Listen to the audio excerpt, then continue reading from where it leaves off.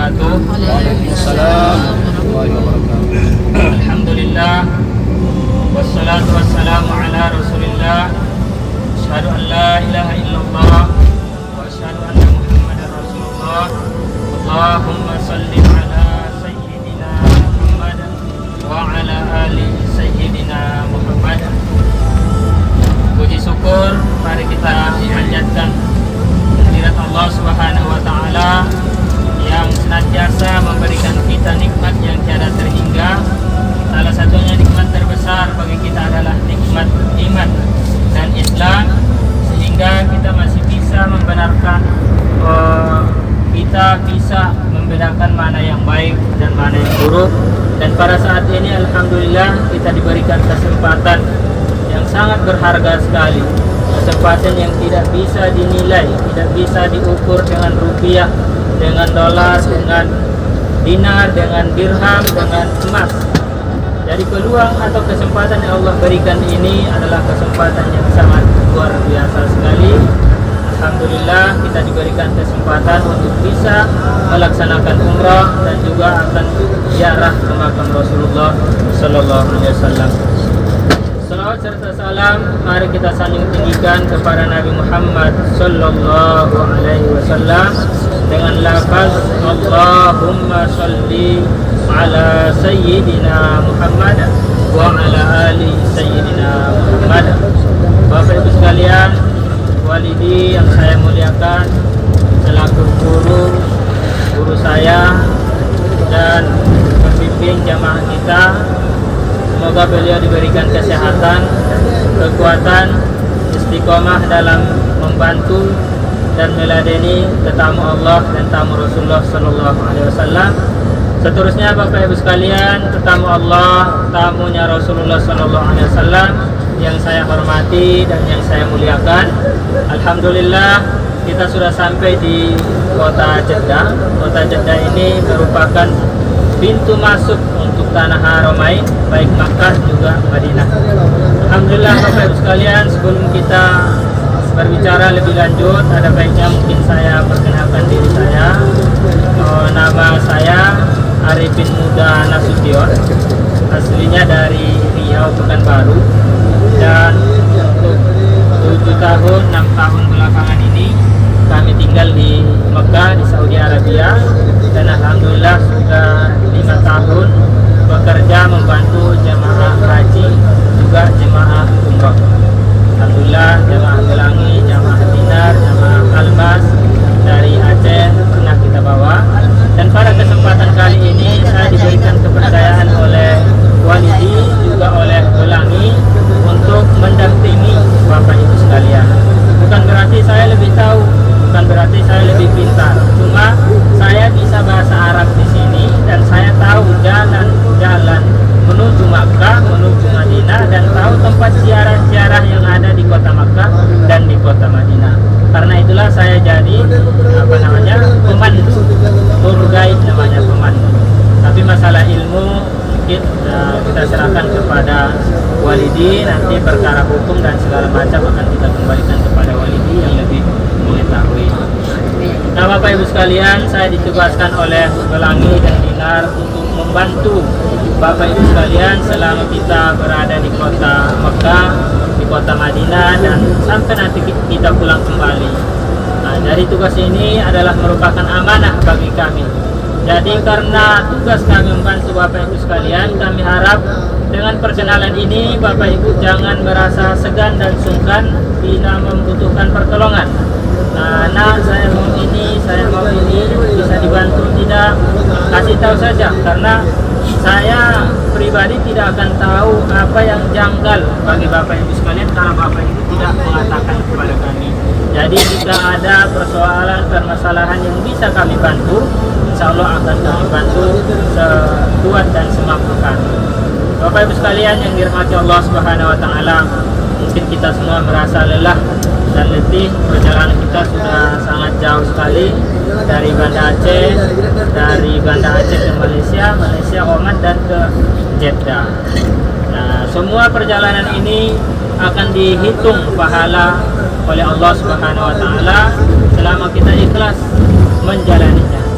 Nah, alhamdulillah Bapak Ibu sekalian, dari kota Jeddah menuju kota Makkah biasanya ditempuh dengan masa 1 jam saja, 1 jam perjalanan, karena jarak tempuhnya sekitar 80 km. Dan mungkin 1 jam ke depan kita akan sampai ke kota Makkah, Makkatul Mukarramah. Kita akan melihat Ka'bah yang selama ini kita menghadap, menyembah kepada Allah Subhanahu wa taala, menghadap kepada Ka'bah. Itulah yang kita rindukan. Nah, berkat rindu yang menggebu, rindu yang tidak bisa ditahan lagi, itulah Allah berikan kita kesempatan untuk datang melaksanakan umrah. Jadi di dalam diri kita masing-masing, dari dulu kita sudah merindukan, ingin bisa melihat Ka'bah secara langsung, bisa sholat di depan Ka'bah secara langsung, kita bisa beribadah dengan ikhlas di kota Makkah yang pahalanya ribuan, ratusan kali lipat dibanding di tempat kita. Sebagaimana Rasulullah SAW mengatakan, "Salatun fi masjidi hadza khairun min alfi salatin fi ma siwahu illa al-masjidil haram."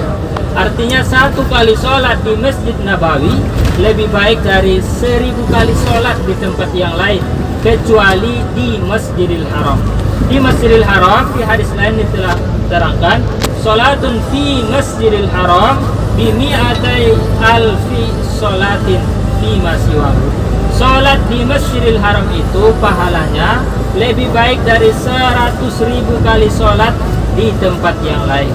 Dari inilah pahala yang sangat banyak ini yang kita jemput ke kota Makkah. Kita jauh dari tempat kita, dari Aceh, datang sampai ke kota Makkah ini.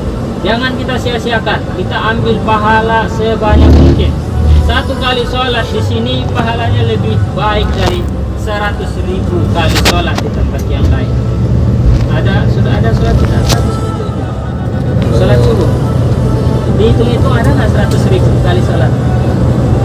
Dari kalau kita hitung, namanya juga kita manusia biasa. Kadang sholat kita rutin 5 kali sehari semalam, kadang tinggal subuh, kadang tinggal isya, kadang tinggal asar. Karena tuntutan pekerjaan yang kita laksanakan dengan aktivitas kita yang sangat banyak, bisa kadang melalaikan, bisa kadang kita meninggalkan tugas kita melaksanakan sholat. Jadi di sini di Masjidil Haram nanti, jika kita sholat 1 kali sholat subuh di dalam Masjidil Haram, 1 kali sholat subuh itu lebih baik dari 100.000 kali sholat kita di tempat yang lain. Sholat di Masjidil Haram 1 kali sholat, umpamanya sholat subuh, yang 1 kali sholat itu sudah lebih baik dari 100.000 kali kita sholat di Banda Aceh atau di Aceh. Jadi pahala yang sangat banyak inilah yang insya Allah akan kita ambil sesuai dengan kemampuan kita masing-masing. Kita akan memperbanyak ibadah sholat, memperbanyak tawaf, dan memperbanyak membaca Al-Quran di Masjidil Haram nantinya. Ingat Bapak Ibu sekalian, berapa pahala yang dijanjikan di kota Makkah, Masjidil Haram? 100.000 kali sholat. Jadi sholat itu baik ia sholat fardu, juga sholat sunnah, dihitung, dilipat gandakan sampai 100.000 kali lipat di tempat yang lain. Kapan lagi kesempatan itu bisa kita raih? Kapan lagi kesempatan kita datang ke sini seperti sekarang ini? Kita tidak tahu umur kita akan sampai tahun depan. Dan kesempatan ini mungkin ada yang baru sekarang dia datang umrah, ada yang umrah pertama ini, umrah pertama semua, atau ada yang 2 kali, ada yang 3 kali, 3 kali. Bapak senyum-senyum aja. 3 kali. Pertama, alhamdulillah banyak saudara kita, ibu kita, orang tua kita, semuanya menginginkan supaya datang ke sini, tapi mereka tidak kesampaian. Mereka berjuang, mereka berusaha untuk membesarkan kita, anak-anaknya, cucu-cucunya, sehingga mereka menepiskan kewajiban mereka untuk datang melaksanakan umrah ataupun haji. Namun kita sekarang, kita diberikan kesempatan oleh Allah Subhanahu wa taala. Ingatlah dan anggaplah kesempatan ini kesempatan terakhir supaya kita melaksanakan tugas dan aktivitas maksimal mungkin, karena tahun depan belum bisa kita pastikan kita bisa datang lagi ke sini. Jadi yang pertama, memperbanyak sholat di Masjidil Haram. Pahalanya lebih baik dari 100.000 kali sholat di tempat yang lain. Dan untuk sholat di Masjidil Haram, khusus di dalam Masjidil Haram, tidak ada waktu tahrim, tidak ada waktu haram melaksanakan sholat seperti di tempat kita. Di tempat kita selesai sholat asar, tidak ada sholat ba'diyah asar. Ada nggak Ibu? Di Aceh ada? Ada ba'diyah asar? Nggak ada ya? Ba'diyah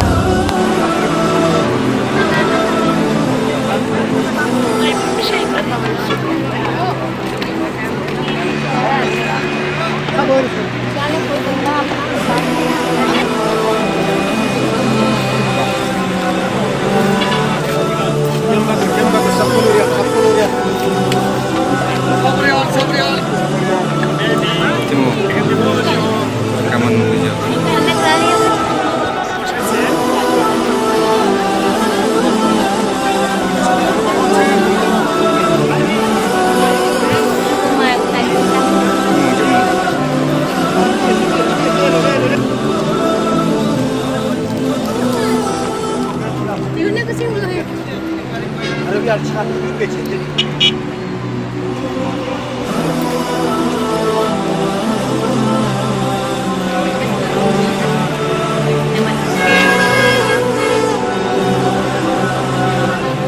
Musdalifah dan Mina itu tidak ada air, sama sekali tidak ada air. Orang yang melaksanakan haji membawa air masing-masing ke Arafah, ke Musdalifah, ke Mina.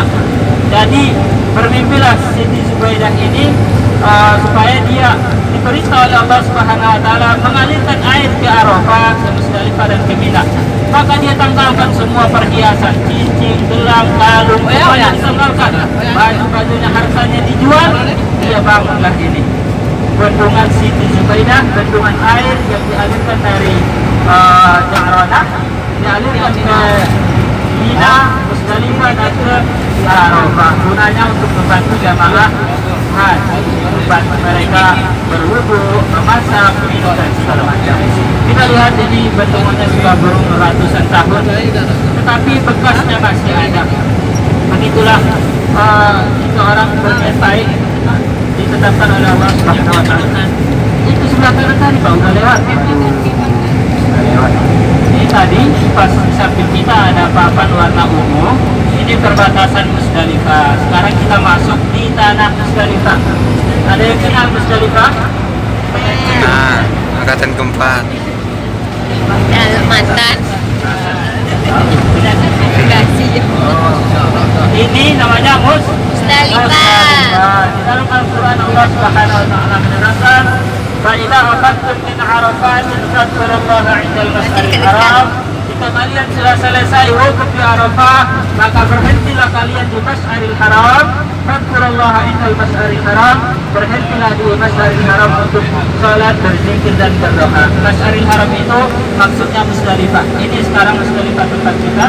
Sebelah kanan kita ada masjid namanya Masjid Mas'aril Haram di Musdalifah. Sebelah kanan itu Masjid Mas'aril Haram di Musdalifah.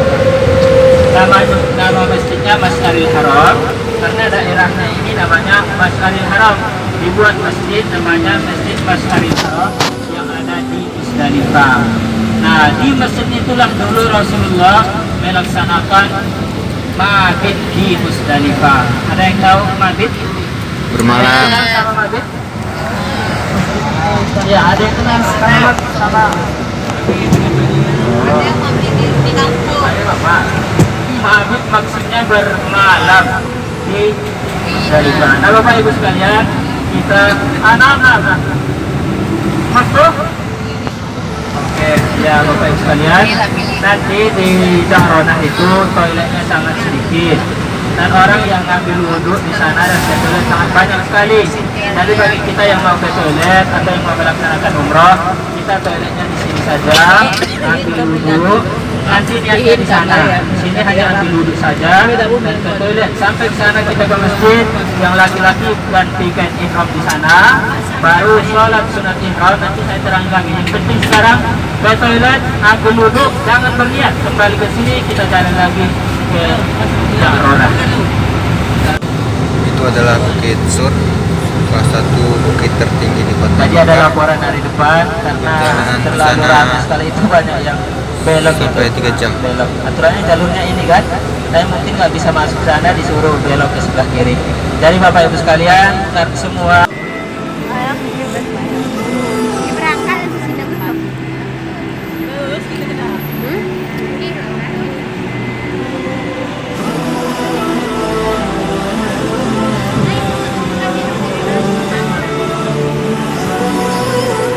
Kunanan, rasakan. Saudi ini sekitar situlah rumahnya Abu Bakar. Nanti di depan kita ceritakan. Ini ada kaca-kaca besar ini lebar. Ini di dalam adalah musola atau ini dikenal dengan Masjid Abu Bakar. Mengenang namanya Abu Bakar karena di situ rumahnya dulu. Dibuatlah masjidnya Masjid Abu Bakar. Orang ikut sholat di situ, sholat Masjidil Haram di situ. Ayo jalan kita. Nanti kita kota Makkah, kota Madinah, dan sampai nanti kita kembali pulang ke tempat kita. Nah, nama saya Arifin Muda Nasution. Arifin Muda Nasution. Arifin Muda Nasution. Jadi nggak tua-tua lagi ya? Muda terus Tapi ya? di sini ada jenggotnya. Nah, dulu ini waktu saya sekolah di Mekah. Ada jenggotnya sepanjang ini jenggotnya. Karena guru-guru kita orang Arab. Mencari tempat makan malam di hotel dan di sebelah kiri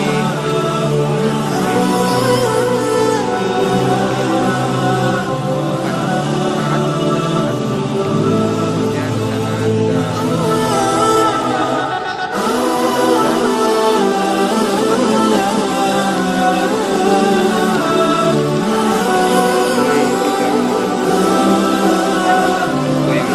ada dan di sebelah kiri kita ini adalah pintu gerbang Raja Pahat untuk masuk ke Masjidil Haram. Dan kita sudah berada di Gerjas.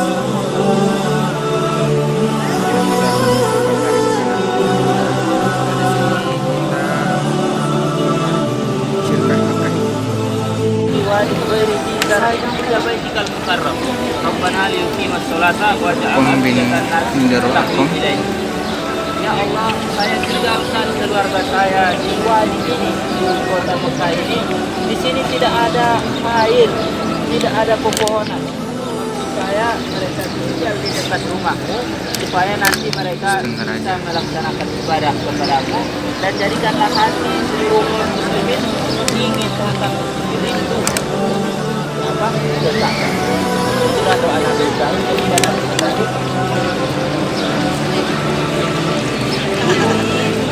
Sekarang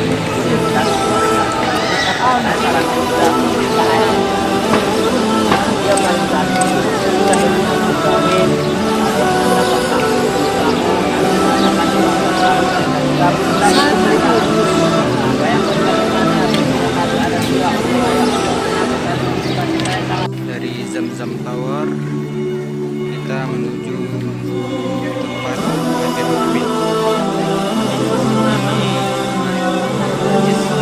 Dan kita ngambil ke sebelah kanan dan sebelah kiri.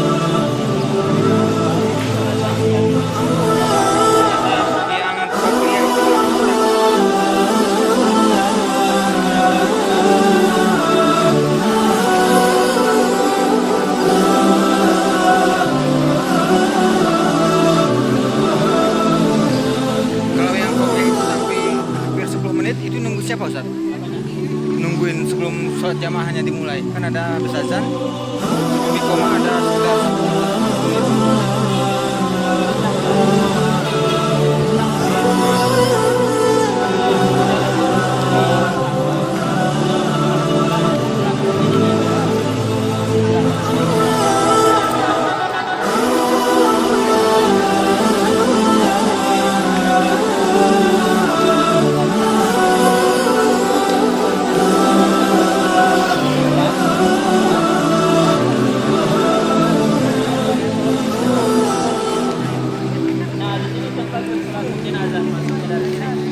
Sini.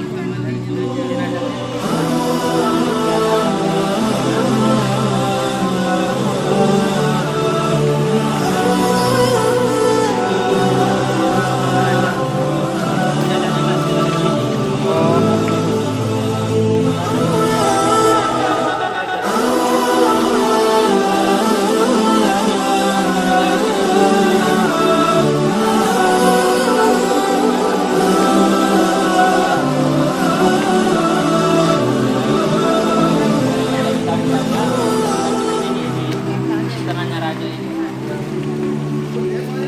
Di antara dua tiang, itu Aceh, orang yang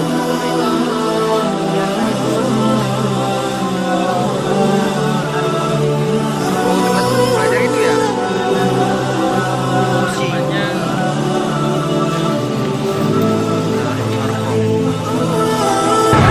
Bidayah itu Arafah bacaannya. Artinya awal dari padang Arafah. Jadi dari papan kuning itulah ke sana, itulah padang Arafah itu. Nah, dari papan kuning ke sini bukan lagi padang Arafah. Jadi Rasulullah bersabda, al-hajju Arafah, haji, rukun haji paling besar itu adalah Arafah. Haji itu Arafah.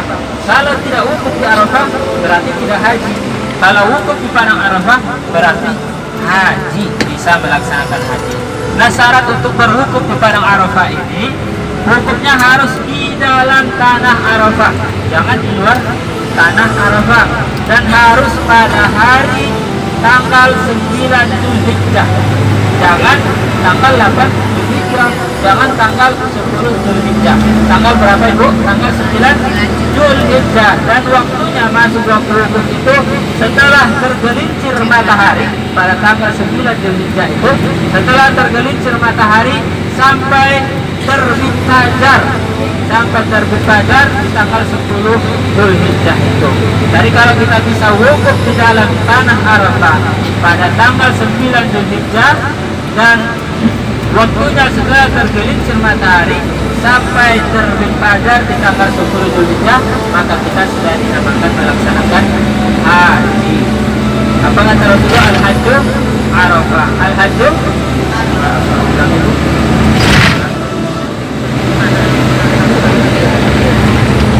Al-hajju Arafah. Haji itu melaksanakan wukuf di padang Arafah. Nah, inilah padang Arafah, kita lihat sangat apa sekali, sangat lengang, tidak ada orang, hanya ada toilet itu. Kita lihat toilet samping kiri kanan kita ini sekarang kosong. Tapi ketika haji itu satu pintu bisa parkir ke belakang antri sampai 20-30 orang. Nah, baru saja kita tutup pintunya sudah digedor sama orang. Belum buka sesuatu, belum ada yang keluar, sudah langsung digedor sama orang yang mau masuk lagi. Nah, karena terlalu ramai dan padat sekali di padang Arafah. Disinilah semua jamaah hampir 6 atau 7 juta per tahun yang melaksanakan wukuf. Jadi pada tanggal 9 Zulhijjah itu semua orang yang melaksanakan haji dari semua negara berkumpul di sini. Jadi karena itulah terlalu padat dan ramai sekali. Ini kalau musim haji dibangun kemah-kemah, dibangun camp-camp. Nah, kita lihat lagi di sini bagian Asia, di sana Afrika, di sana ada Eropa, di sana ada yang lain Tunisia, di sana ada orang-orang Arab. Semua sudah diatur sama negara Saudi Arabia. Ini kita lihat tidak ada kebersihan, kita lihat banyak sekali sampah, kotoran-kotoran, karena memang ini tidak dipakai.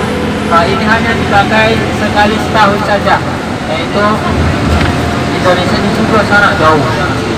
Di sini di daerah Jabal Rahmah ini biasanya orang-orang Arab yang tinggal di sana. Jadi nanti kita akan singgah di Jabal Rahmah, kita akan turun dan kita kasih waktu nanti setengah jam di sana. Jangan terlambat setengah jam, kalau ada yang terlambat saya tinggal. Karena, iya Pak, jangan ini. Nanti kita dua Pak ya, kita hitung. Kita hitung setengah jam, kalau lewat kita tinggal. Nanti tanggung jawab Bang Fadil. Nah, kita akan singgah di Jabal Rahmah. Jabal Rahmah itu adalah pertengahan dari Padang Arafah. Dan di sana pernah ada kisah sejarah di antara Nabi Adam dan Siti Hawa. Ketika Nabi Adam sudah diciptakan di dalam surga, semua kesenangan ada di dalam surga, tetapi Adam masih merasa ada yang kurang. Ketika Adam tidur-tiduran di bawah pohon yang begitu rindang, dia melihat ke atas ada 2 ekor burung yang bercumbu rayu, bermain-main antara burung betina dan burung jantan. Lalu Adam berpikir, ya Allah, saya hanya sendiri, siapa teman saya di sini, katanya. Di dalam mimpinya itu dia menginginkan sosok seorang perempuan yang bisa menemani, memberikan ketenangan bagi dia. Terus dia tidur terus, maka ketika dia bangun tidur, dia sudah melihat ada Hawa di sampingnya. Hawa yang cantik, putih, bersih, langsung mau dipegang oleh Nabi Adam. Belum tahu namanya siapa, sudah mau dipegang. Mah, kata malaikat itu, jangan, tidak boleh, sampai kamu berikan maharnya. Kasih dulu mahar, nggak boleh.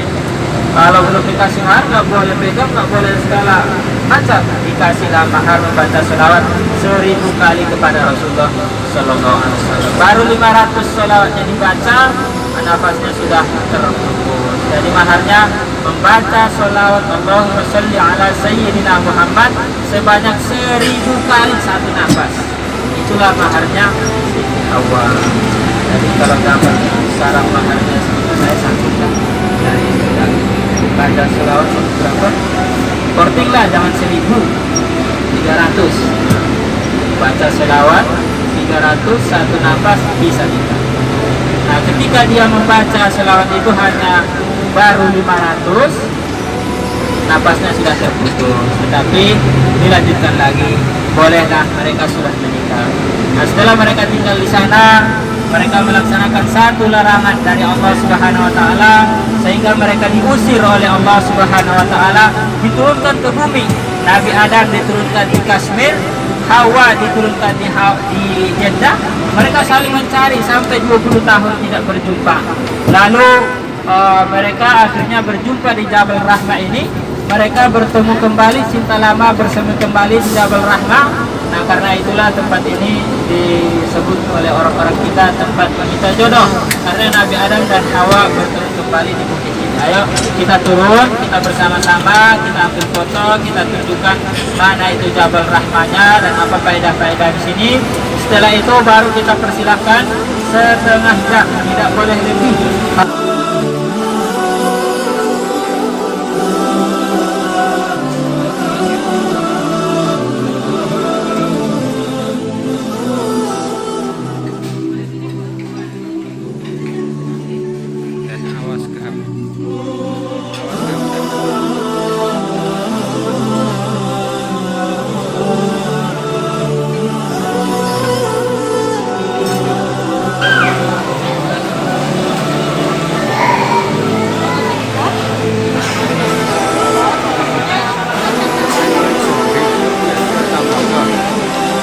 Inilah penyakit wanita. Indonesia punya, Indonesia punya,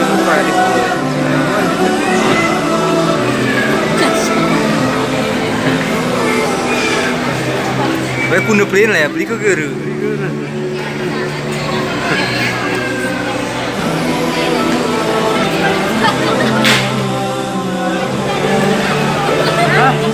Biar ya.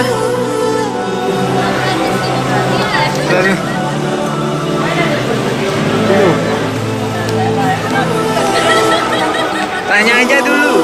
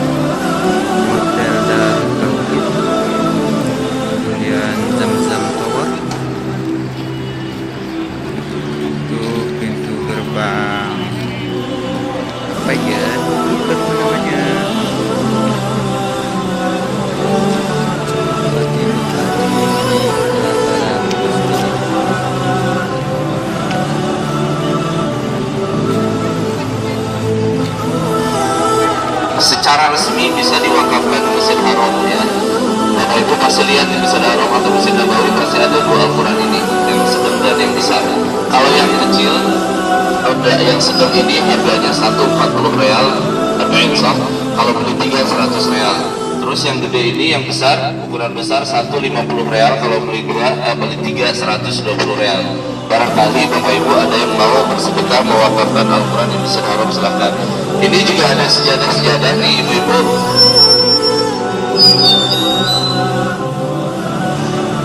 Ini ada berbagai sejadah nih dengan berbagai macam motifnya. Ada sejadah motif kiswah Ka'bah, ada sejadah motif pintu Ka'bah, motif Raudhah dan lain-lain. Hayya 'alas shalah.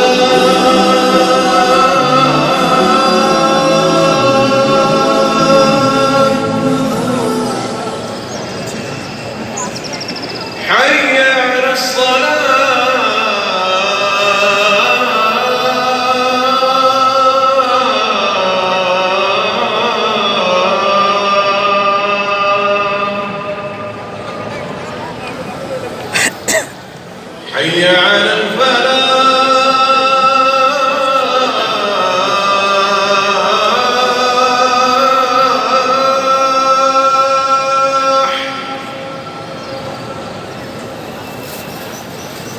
حي على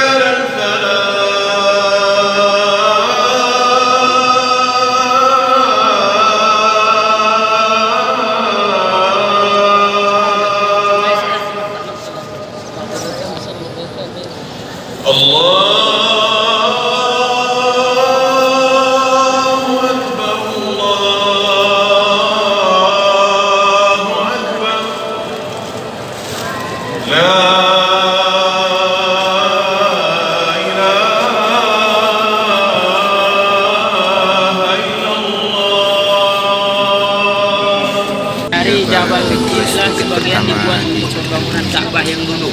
Nah, Jabal Abi Qubais ini sekarang sudah dibuat istana raja. Ini sangat besar dan di sana ada gunung yang besar juga. Dua gunung ini, sana namanya Gunung Qoyfu'an. Gunung Qoyfu'an ini dengan gunung ini sangat besar yang menghadap Ka'bah ini namanya Aqsabain. Aqsabain yang sangat besar di sekitar Ka'bah. Dua gunung inilah yang ditawarkan malaikat penjaga gunung kepada Rasulullah ketika Rasulullah pergi ke kota Taif dan dilempari oleh orang Taif sampai Rasulullah pingsan. Begitu Rasulullah bangun dari pingsannya, datang malaikat penjaga gunung ini. Wahai Rasulullah, kami malaikat penjaga gunung, Allah mengutus kami jika kamu berkehendak kami angkat Aqsabain, gunung yang besar ini, yang dua ini kepada orang Taif, maka akan kami angkat. Allahu Akbar, Allahu Akbar.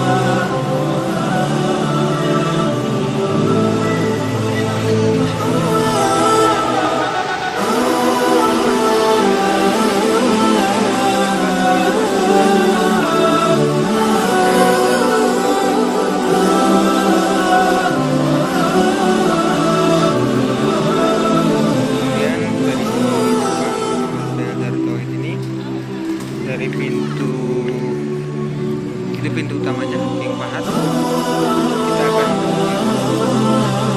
kamar mandi belajar. Seandainya dan tauhid ini tempat di depan King Fahad.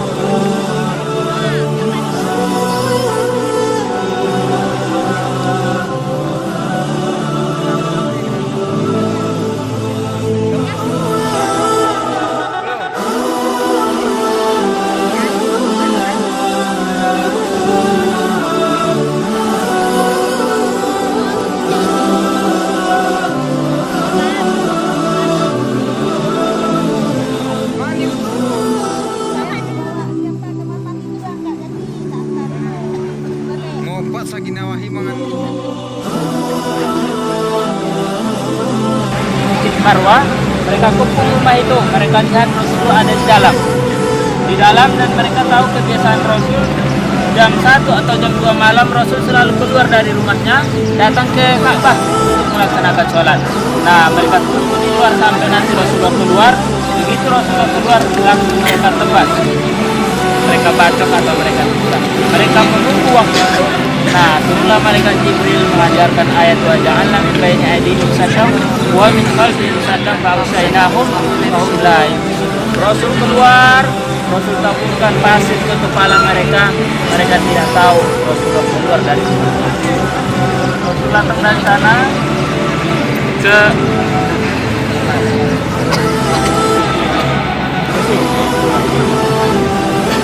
bukan kita ya. Dari sana, dari luar Marwah, Rasul datang ke sini. Ini kan seperti ada dua bangunan ini, yang kuning-kuning ini. Seperti ada di tengah-tengah kan. Agak ke ke dalam sedikit, di sana ada tulisan pos Saudi Pos. Disitulah dulu rumahnya Abu Bakar di bawah. Nah, ke situlah Rasulullah datang ke rumahnya Abu Bakar. Baru mereka berjalan ke belakang sana, mengendap-endap, bersembunyi sampai ke Jabal Sur yang kita lihat tadi. Mereka naik ke atas 3 hari 3 malam di sana, baru mereka berangkat ke Madinatul Munawwarah. Rumah Abu Bakar di situ. Itu ada kaca yang agak lebar itu di hotel ini kan? Di lorong Itu Gaza itu, musola Gaza. atau masjid. Hotel ini di atas tulisan yang kuning itu kan? Dia ada kaca yang agak lebar itu kan? Seperti model kubah dia, kacanya itu musola atau masjid, namanya Masjid Abu Bakar. Masjid Abu Bakar karena di sanalah dulu rumahnya Abu Bakar As-Siddiq. Yang di samping tulisan Rolex itu saudara. Iya ya, di atas Rolex. Di atas Rolex kan ada kaca kecil, di atasnya lagi. Yang ke kayak kubah itu kan? tiga. Iya, Iya, iya, yang iya. seperti kubah yang besar itu. Iya. Rumah Abu Bakar As-Siddiq. Iya. Itu rumahnya. Itu masjidnya dibuat namanya Masjid Abu Bakar Tiga karena di ya, sekitar itu. kubah 3 ya. Lalu sekarang fungsinya sebagai apa tuh? Hah? Sekarang fungsinya apa? Apanya? Fungsinya sekarang Musola, tetap musola. Orang sholat di sini ada musola, tempat-tempat sholat. Jadi mereka ikut juga berimam dari musola yang di sini. Yang orang jualan.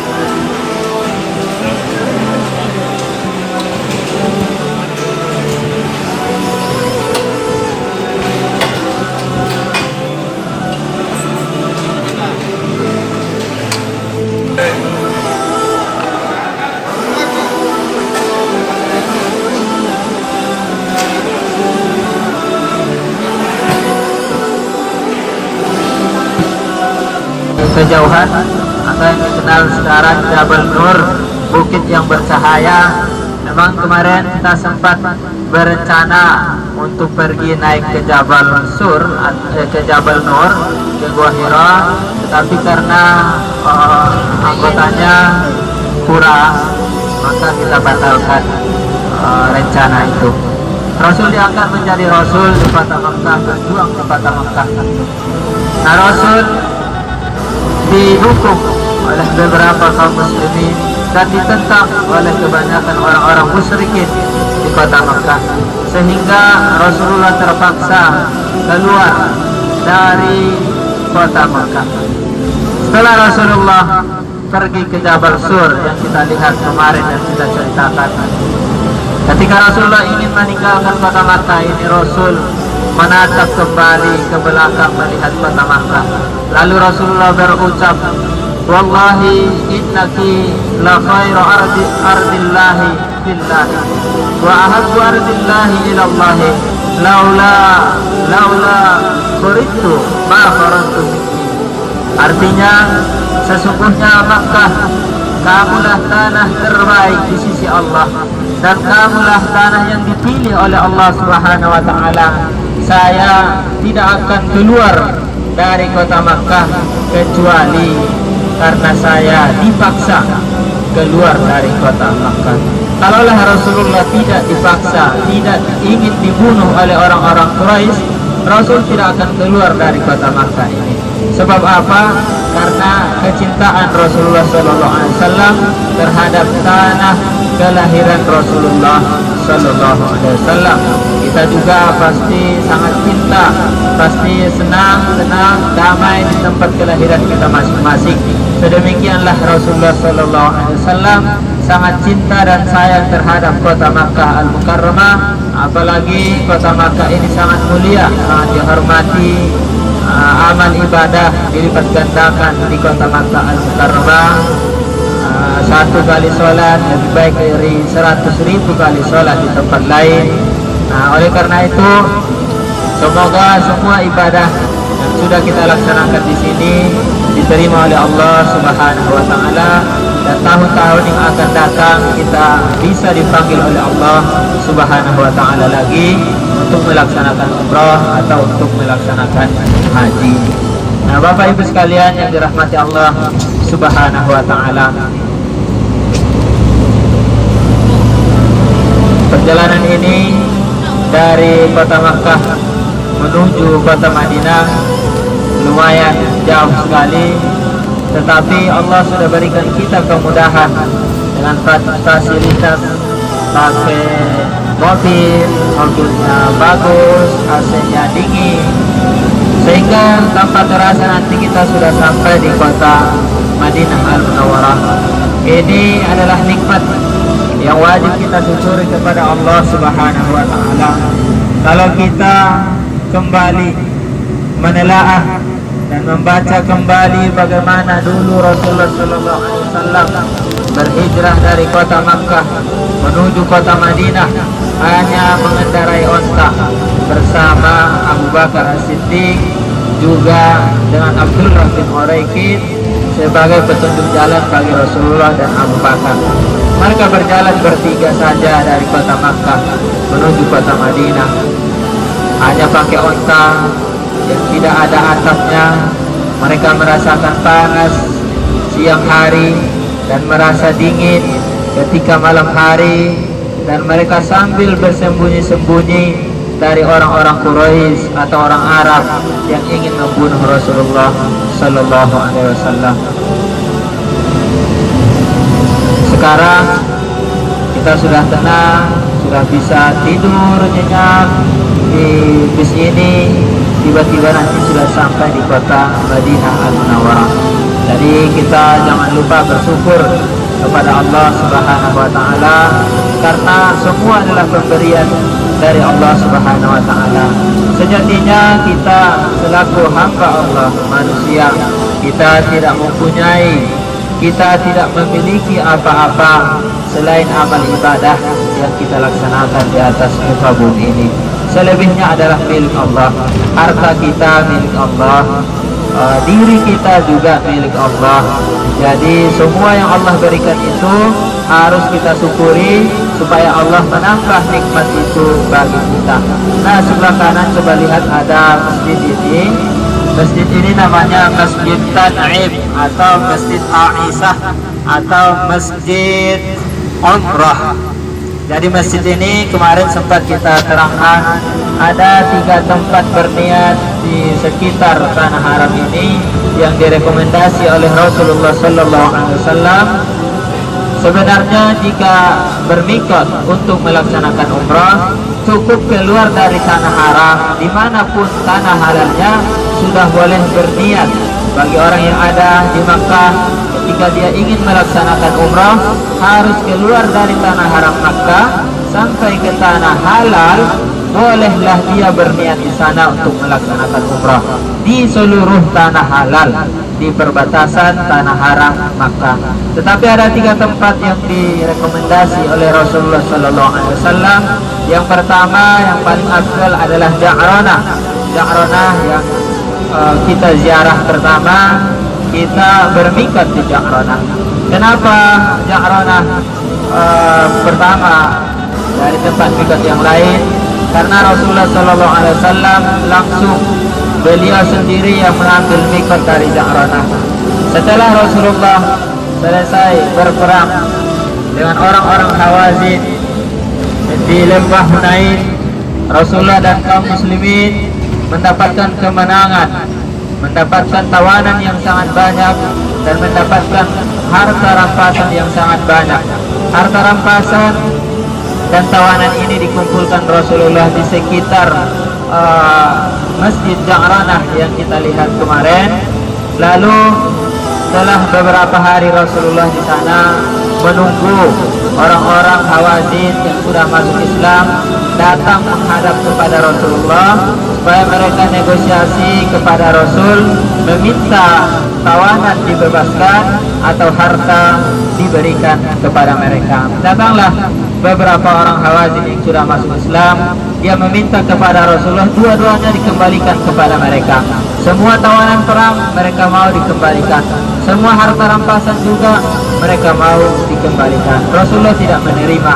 Rasulullah memberikan pilihan, kalau mau mengambil harta tawanan silahkan, tapi harta untuk kami. Kalau mau mengambil harta tawanan untuk kami. Jadi utusan orang-orang Hawazin yang sudah masuk Islam itu, dia memilih tawanan dikembalikan kepada mereka, sementara harta itu biarlah untuk kaum muslimin. Nah, setelah harta ini terkumpul di sana, Rasulullah membagi harta lebih banyak kepada kaum muslimin yang baru masuk Islam. Kaum muslimin yang baru masuk Islam ketika Rasulullah membuka kota Makkah, ketika Rasulullah menaklukkan kota Makkah, ketika Rasulullah membebaskan kota Makkah dari penyembahan terhadap berhala. Setelah Rasulullah masuk ke kota Makkah, mengepung kota Makkah dan membebaskan orang-orang yang tidak melawan kepada Rasulullah, banyaklah orang-orang Makkah yang masuk Islam. Nah, setelah mereka masuk Islam, langsung Rasulullah ajak mereka berperang ke Hunain, di lembah Hunain berperang dengan suku Hawazin. Nah, mereka yang baru masuk Islam ini diberi bahagian lebih banyak daripada sahabat yang sudah lama masuk Islam. Nah, setelah dibagi harta-harta ini, orang-orang Madinah merasa Rasulullah tidak adil kepada mereka. Wahai Rasul, kami berjuang denganmu, berjuang berperang di perang Badar, di perang Uhud, di perang Khandaq dan peperangan yang lain. Sekarang kami ikut perang di Hunain, berperang dengan Hawazin. Kenapa kami diberikan bahagian lebih sedikit daripada mereka yang baru masuk Islam? Rasulullah mengatakan kepada mereka, apakah kalian tidak ridho saudara kalian pulang membawa harta, sementara kalian pulang membawa Rasulullah Sallallahu Alaihi Wasallam? Manakah lebih berharga bagi kalian, Rasulullah ataukah harta rampasan Rasul? Lalu para sahabat sadar mereka sudah salah. mereka sudah menentang ketentuan Rasulullah Sallallahu Alaihi Wasallam, dan mereka sadar bahwa Rasul lebih berharga dari segalanya. Ketika mereka sadar bahwa mereka sudah salah, mereka menangis sampai jenggot mereka yang tebal-tebal itu basah dengan air mata mereka. Setelah Rasulullah selesai membagi harta itu pada malam hari, berangkatlah Rasulullah dari Ja'rana itu.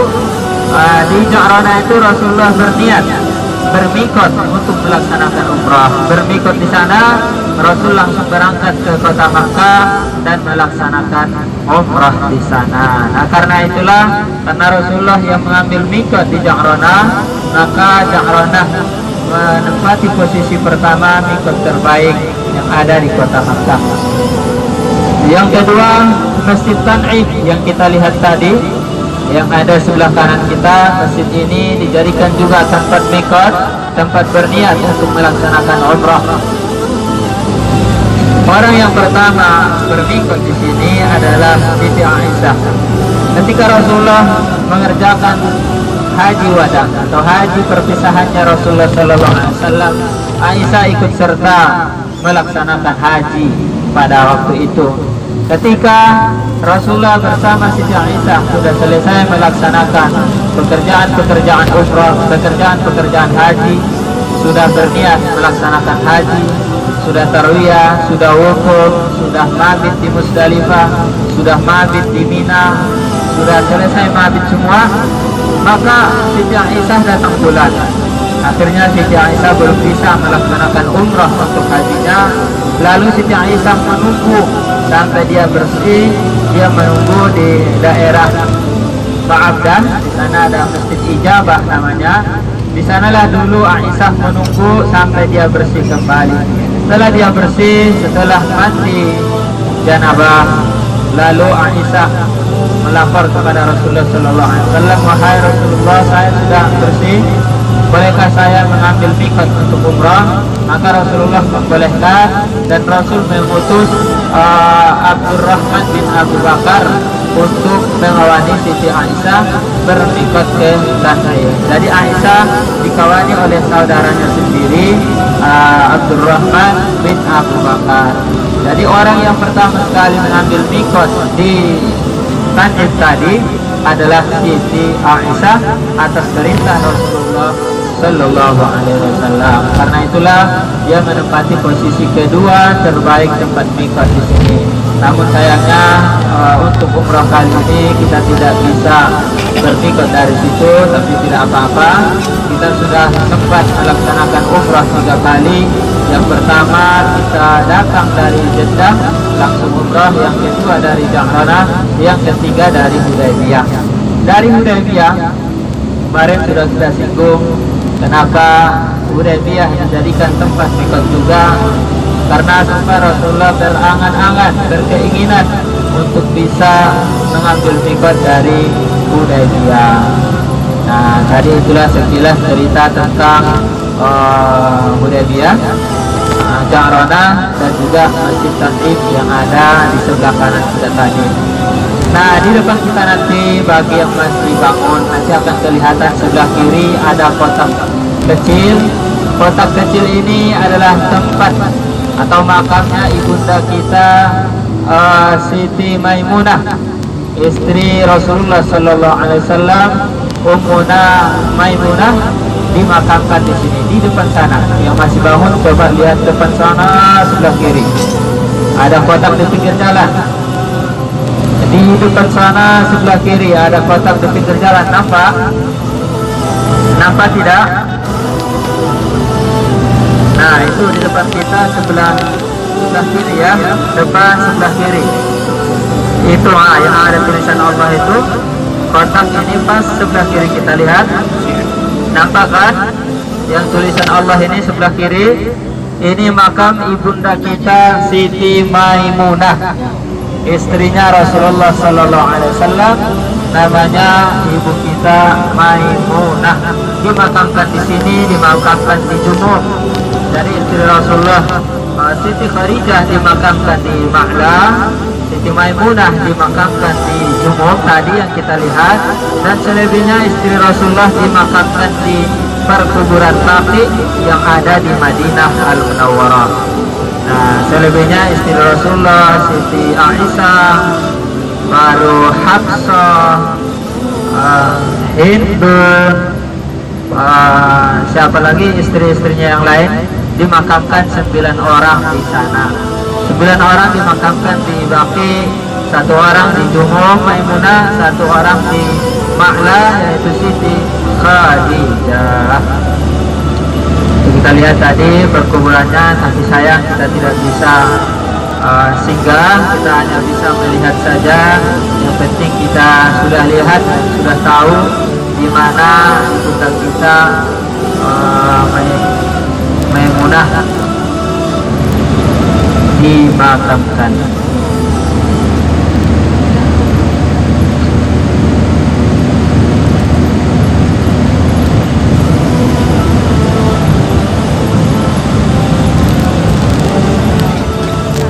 Mana hati unta? Kamera sini 3 Riyal 3 lagi ini. Pasar di Hudaybiyah, kecil-kecilan.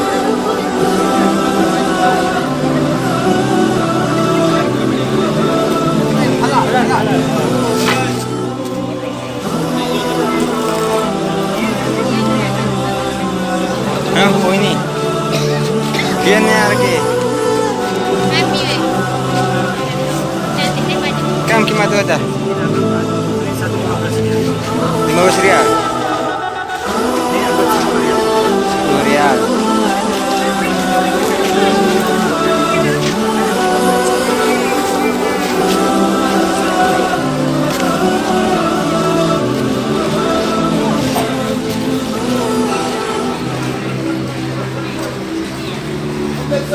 Pasar di samping Masjid Hudaybiyah. Siapa ini tuh udah Ci? Hah? Siapa udah gini?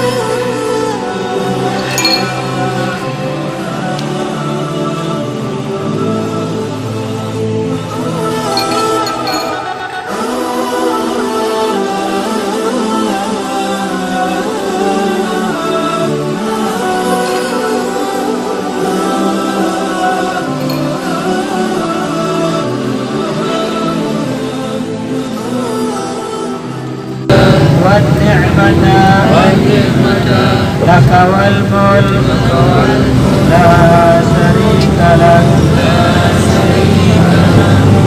Alhamdulillah, saudara sekalian, kata Allah dan Rasulullah Sallallahu Alaihi Wasallam, kita sudah kembali berniat untuk melaksanakan umrah kita yang kedua. Baik kita itu umrah untuk diri sendiri ataupun umrah untuk orang lain, semuanya akan diberi ganjaran pahala oleh Allah Subhanahu Wa Taala. Sesuai dengan hadis Rasulullah yang menyatakan, al-umratu ila al-umrati kafaratul lima bainahuma wal hajjul mabrur laisa lahu jazaa'un illa al-jannah. Artinya dari satu umrah ke umrah yang kedua adalah penghapus dosa, dan pahala umrah yang mabrur, haji yang mabrur adalah surga. Jadi inilah yang kita harapkan, semoga hari apa kita umrah? Kamis ya, hari Kamis, hari Jumat, hari Sabtu. Jadi jika mungkin ada kesalahan dan dosa kita yang terlaksana dari umrah kita hari Kamis kemarin, hari Jumat, sampai hari Sabtu, setelah kita niat lagi yang kedua ini, maka dosa yang ada di antara niat yang pertama dan yang kedua ini akan dihapuskan oleh Allah Subhanahu wa Ta'ala, kecuali dosa-dosa besar. Mungkin di sini kita tidak akan melaksanakan dosa besar, paling cuma dosa saja kan, dosa kecil mungkin memahami orang lain. Itu kok hitam-hitam sekali orang itu ya, sedikit-sedikit hitam-hitam. Itu kok present sekali, itu kok macam-macam sekali. Dosa nggak itu? Dosa. Nanti itu dosa-dosa kecil. Tapi kalau dosa kecil, kalau bertambah akan menjadi, mungkin akan menjadi besar. Kilat jabalan kata orang Arab. Habib, jujur jangan gini. Muna? Enggak ya?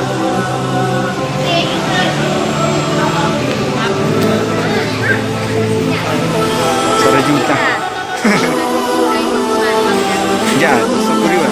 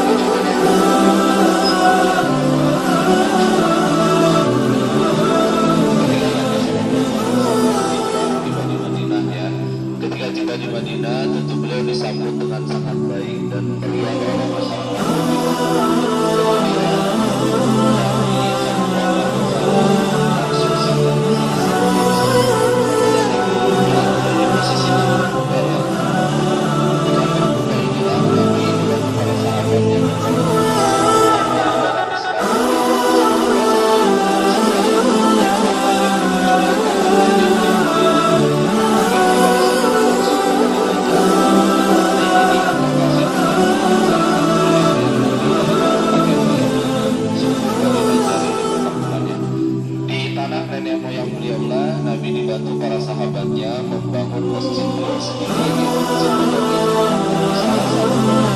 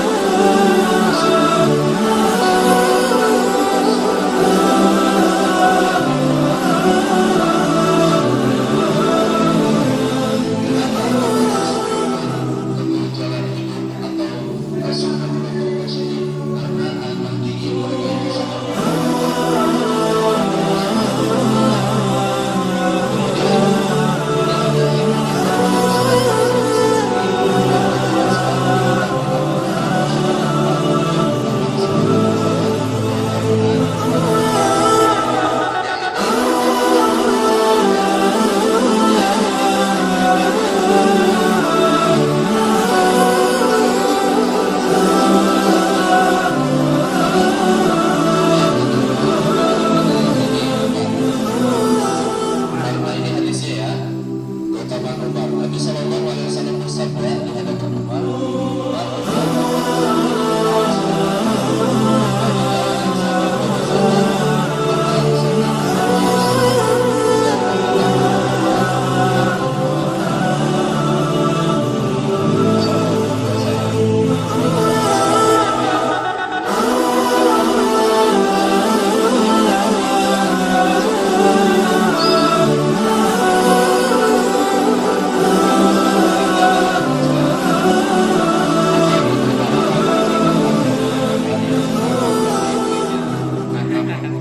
manusia tak sama setan ya normal lah gitu kan. Mau bercanda ya.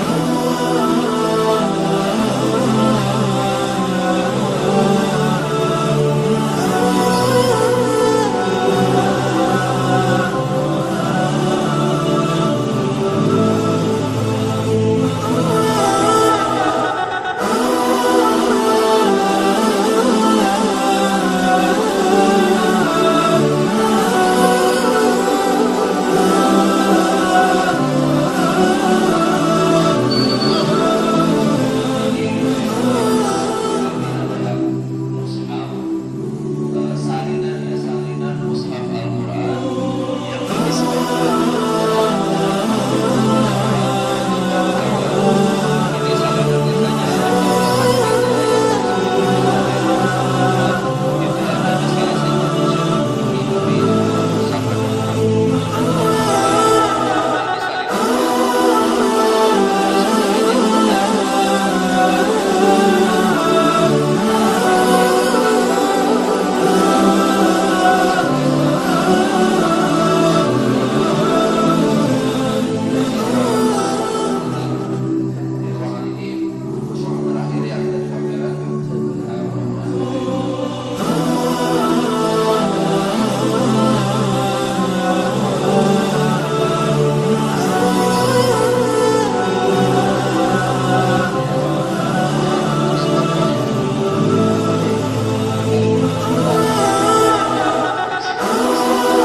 kota Makkah untuk melaksanakan ihram.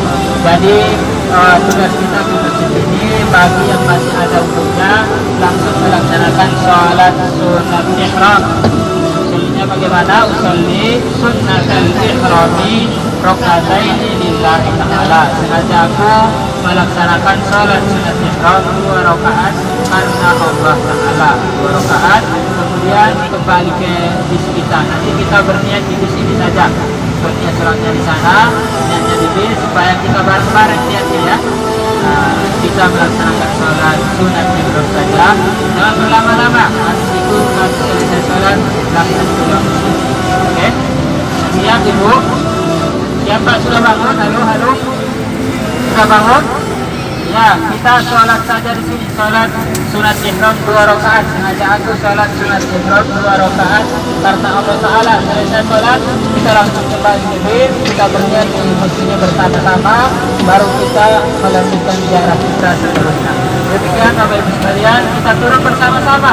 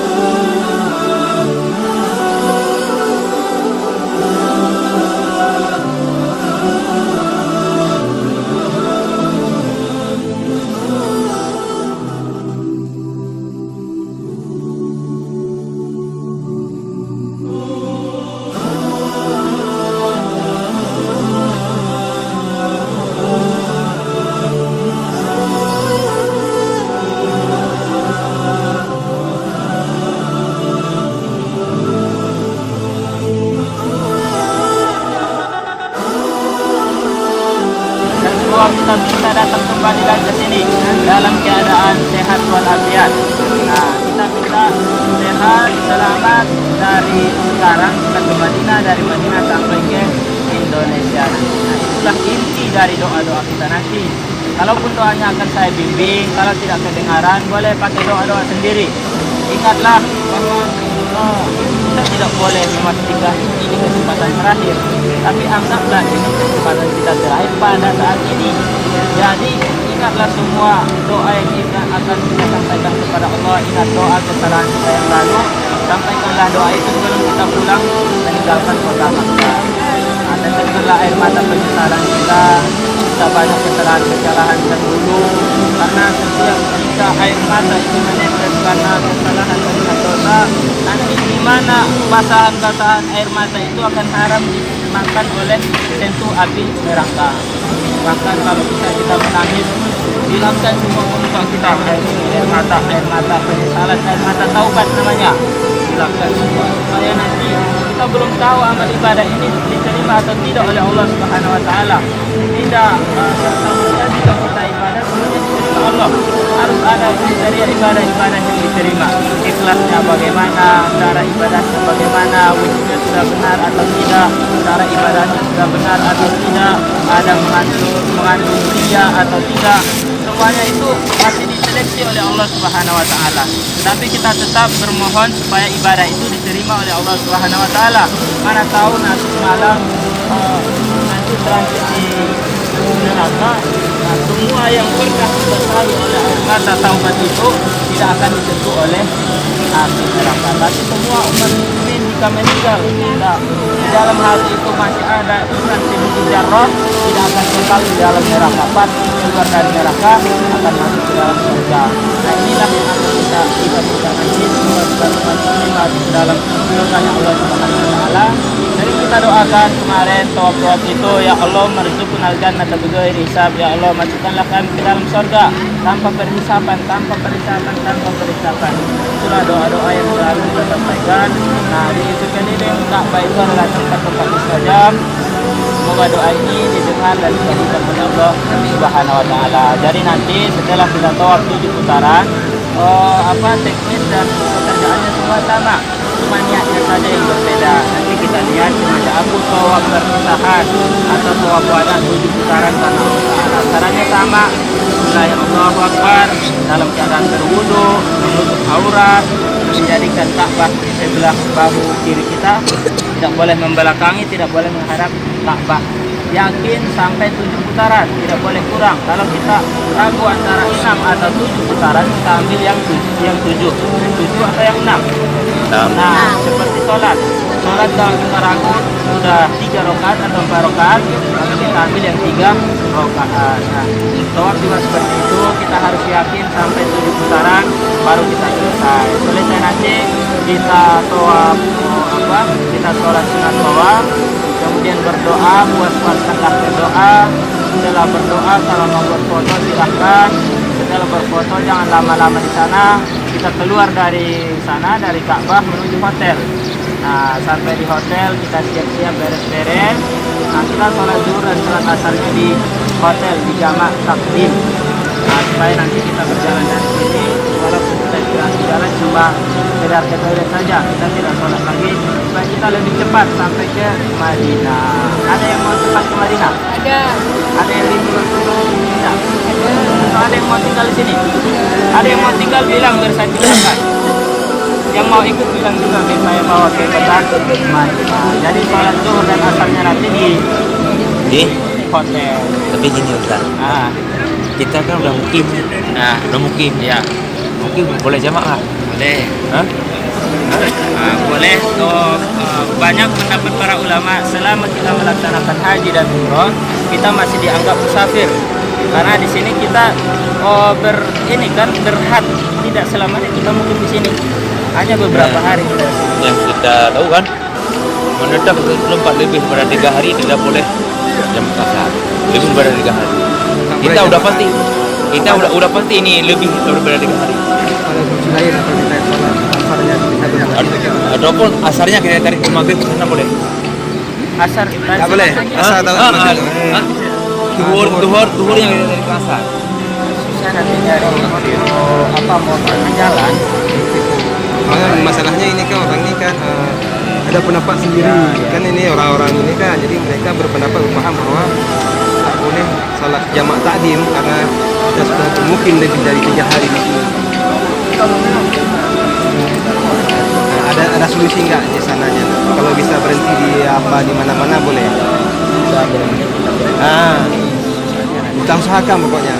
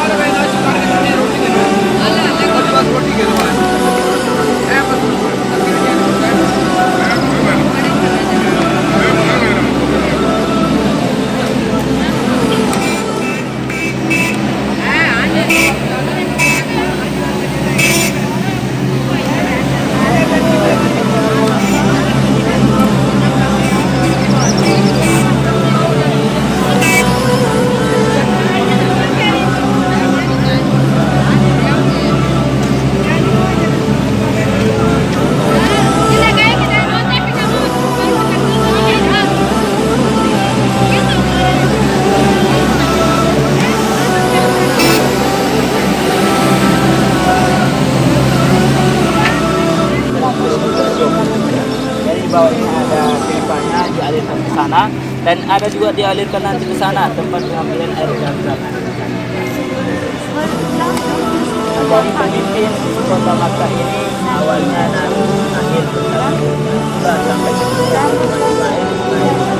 sampai ke kakeknya Rasulullah SAW, sampai kepada terakhir pamannya Rasulullah Abu Thalib.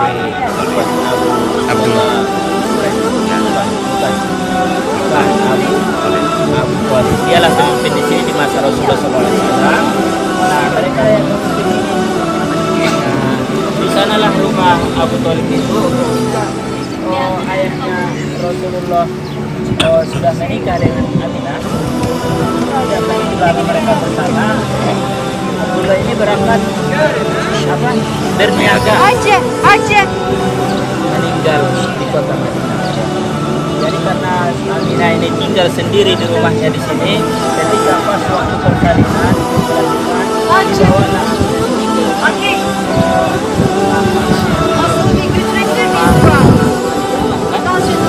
mertuanya kan, mertuanya dibawa ke rumah mertuanya dan melahirkanlah di sana di rumah Abu Thalib. Ada yang mengatakan Abu Thalib, ada yang mengatakan Abdul Muthalib. Di antara yang dua itulah dilahirkanlah di sana. Nanti akan kita lihat dari sini sudah kelihatan sebenarnya tanah bangunan, ada rumah dan banyak jendela-jendela itu warna kuning.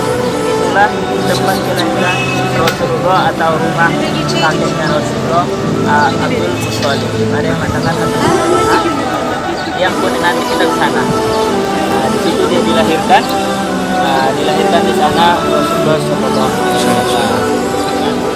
Nah, dia sekarang dari perpustakaan tapi jarang dibuka. Isinya kitab kuning semua, nggak ada bahasa Indonesia, bahasa Aceh juga nggak ada.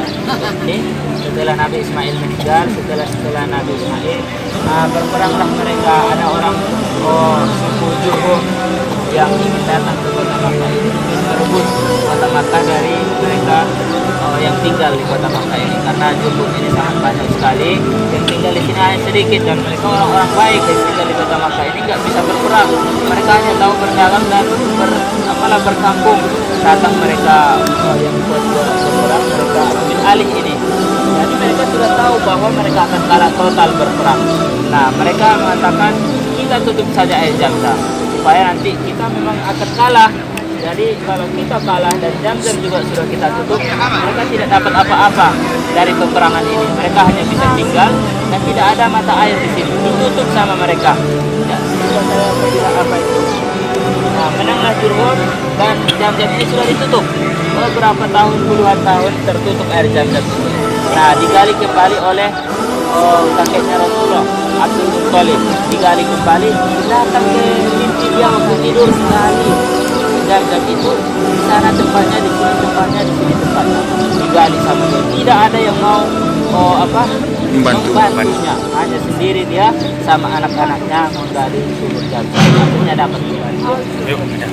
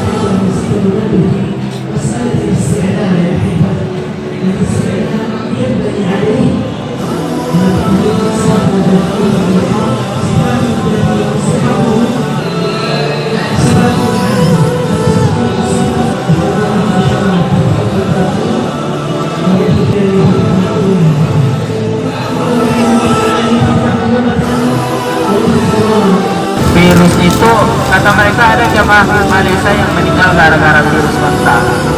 Nah, setelah itulah onta-onta yang ada di dekat-dekat Tanah Haram dan Madinah dijauhkan, dibuat ke dalam-dalam supaya tidak dikunjungi lagi bagi jamaah-jamaah yang datang. Jadi tadi sebenarnya di sana ada peternakan onta tapi agak di dalam. Nah, ketika tidak ada polisi yang menjaga di sana, biasanya jamaah bisa ke sana. Tadi hari ini sebenarnya ada 5 bis kita yang ziarah, cuma 1 bis tadi yang bisa masuk. Ternyata mereka sampai sana polisinya belum datang. Mereka masuk, mereka sebentar di sana, keluar, kemudian bis yang lain datang, polisi sudah ada di sana. Tadi saya sudah bilang juga sama supir harus ke sana, karena biasanya program jamaah harus meningkat dengan spontan. Tapi karena polisi ada di situ, mereka Sarika ini perusahaan tidak mau ambil resiko, harus ditilang 3.000 real. Jadi saya tidak mau katanya. Jadi daripada dia kena tilang 3.000 real untuk masuk ke dalam kota, lebih baik kita tidak masuk ke sana. Kita ambil ribet saja. Kita sudah cerita sejarah tentang Hudaybiyah. Kemudian kita akan menuju ke kota Makkah untuk melaksanakan umrah. Nanti kalau waktunya mengizinkan, kita bisa melaksanakan umrah langsung tanpa tertinggal makan siang. Kita akan langsung umrah, sampai di hotel, ambil duduk, dan langsung berangkat. Tapi kalau nanti sekiranya kita langsung melaksanakan umrah, kita akan terlambat makan siang, maka kita akan tunggu makan siang.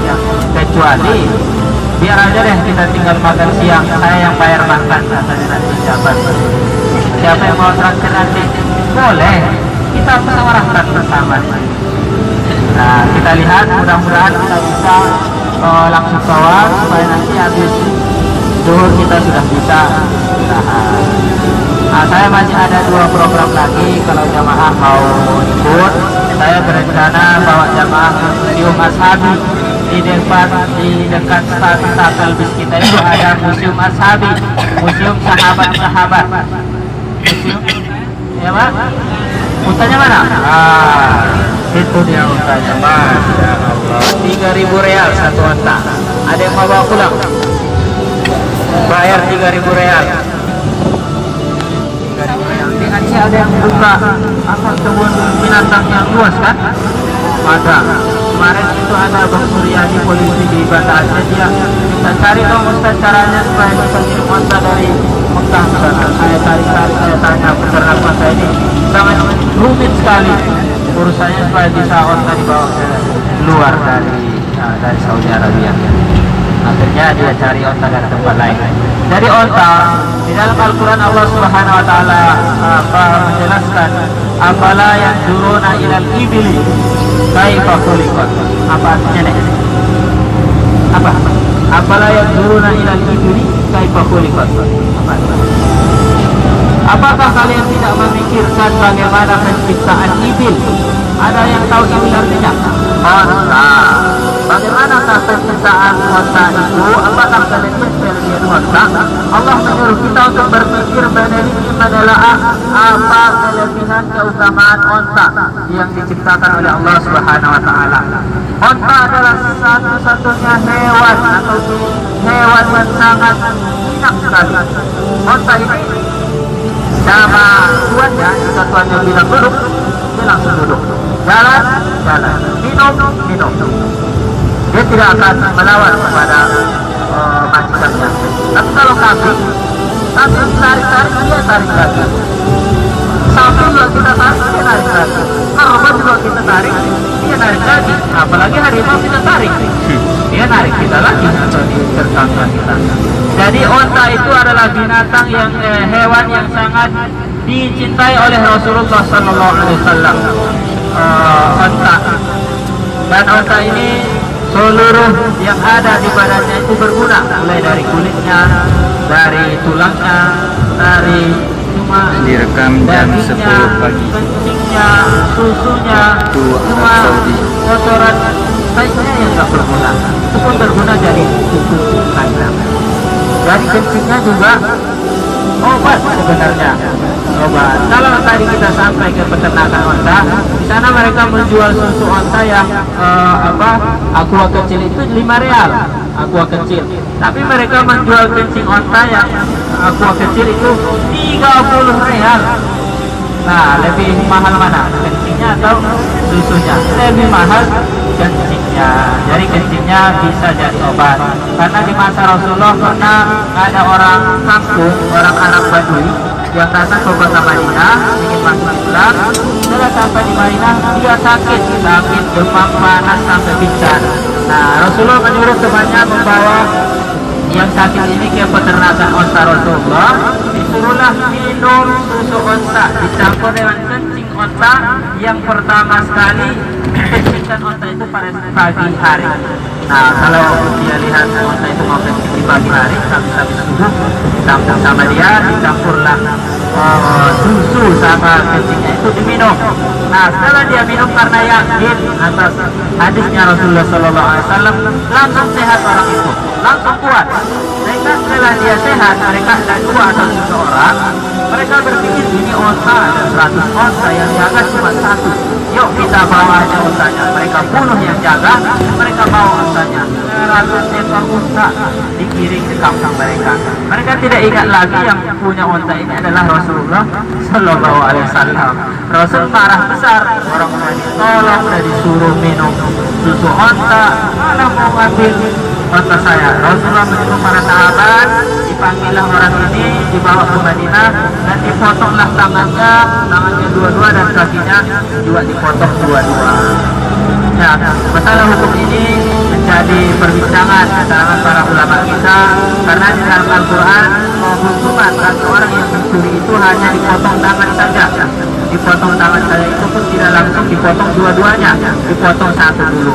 Itu pun mencuri harus ada ukuran tertentu ya, supaya membolehkan potong tangan. Kalau cuma mencuri 2.000, 3.000 atau setengah juta, 500 atau 1 juta, belum membolehkan untuk dipotong tangannya. Kalau mencuri di atas 100 juta baru dipotong tangannya. Tetapi karena masa itu belum turun ayat kisos ayat cara memotong atau menghukum orang yang mencuri, maka Rasulullah melaksanakan hukuman sesuai dengan pemikiran Rasulullah SAW. Lalu Rasul memotong dua tangannya dan dua kakinya. Nah, jadi bahan perbincangan di kalangan ulama kita yang sebenarnya Rasul melaksanakan hukuman seperti itu karena belum turun ayat, belum turun Al-Quran yang menerangkan tentang cara penghukuman orang-orang yang mencuri.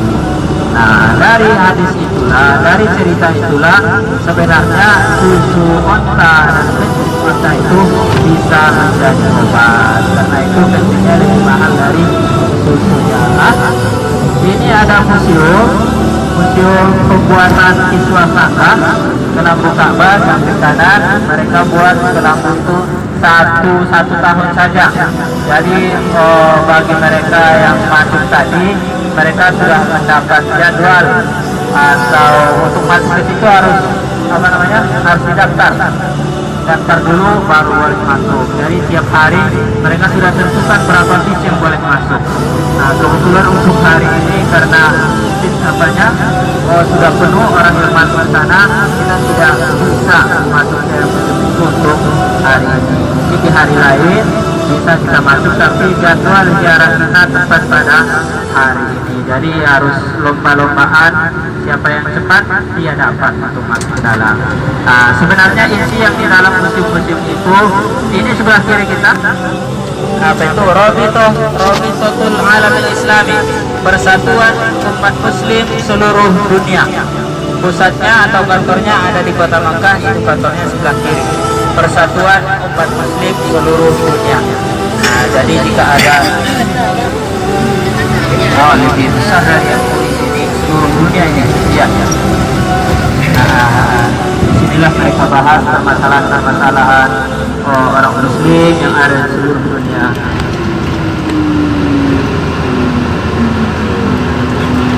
Jamaah haji, masalah Rohingya, peperangan di Yaman, peperangan tempat-tempat lain, mereka akan bahas di sana dan juga bisa mengumpulkan dana, mereka akan bantu logistik, makanan dan yang lain-lain akan mereka bantu.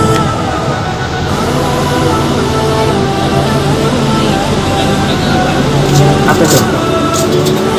Persatuan Muslim seluruh dunia. Ini sebelah kanan. Coba lihat sebelah kanan ada bangunan itu agak warna kuning di atas itu. Yang petak itu nampak sebelah kanan itu sangat banyak sekali jin di situ. Nah, kata orang-orang di sini namanya Baitul Jin. Baitul Jin yang di sana tadi sebenarnya jalan mau diluruskan dari sana kena ke rumah itu, tapi setiap kali mereka ingin menggusur tidak bisa. Jadi karena jinnya banyak sekali di situ, jalannya mereka belokkan saja, tidak melalui jalur itu. Sebenarnya proyek mereka meluruskan jalan dari Hudaybiyah mengenai bangunan itu dan akan lurus ke arah Masjidil Haram. Tapi karena tidak bisa digusur, maka didiamkanlah di situ dan ditutup dia. Itu sudah ditutup semua, pintu dan jendelanya ditutup dan tidak dipagar dari luar ini. Tidak ada boleh warga datang ke sana main-main ke situ. Oke. Apa itu? Ya.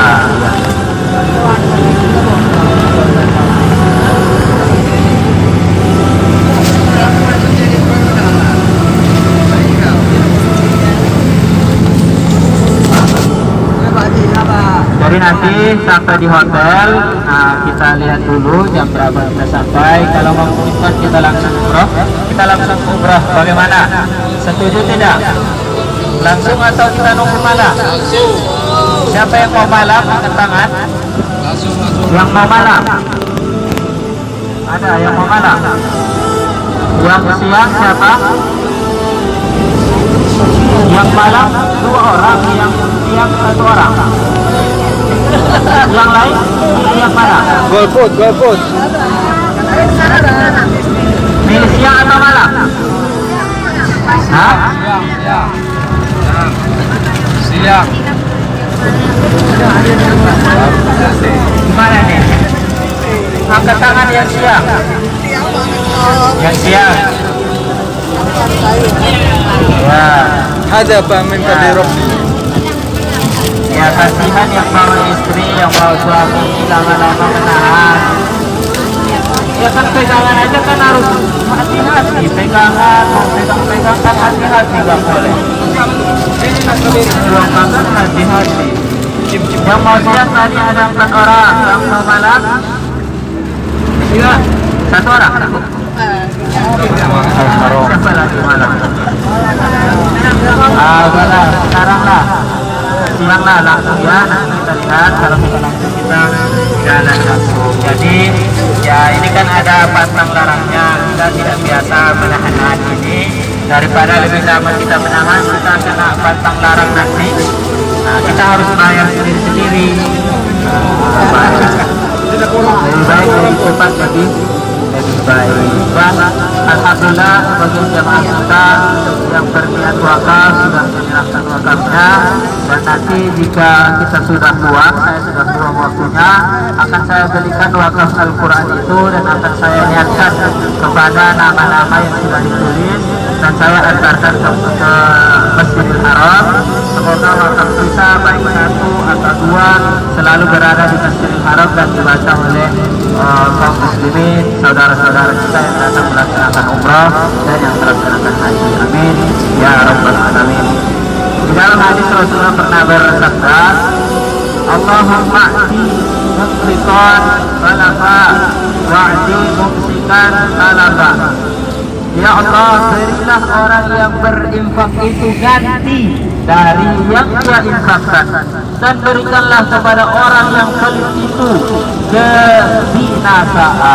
Jadi inilah doa malaikat Jibril kepada Rasulullah Sallallahu Alaihi Wasallam, lalu diaminkan oleh Rasulullah Sallallahu Alaihi Wasallam. Jadi orang yang berinfak, yang bersedekah itu akan diganti oleh Allah Subhanahu Wa Taala, dan orang yang pelit, yang bakhil, yang tidak mau berinfak atau bersedekah itu Allah akan binasakan dia dengan kadang menghabiskan uangnya entah kemana, untuk jajan, untuk apa segala macam, dan tidak bermanfaat untuk dunia dan akhiratnya.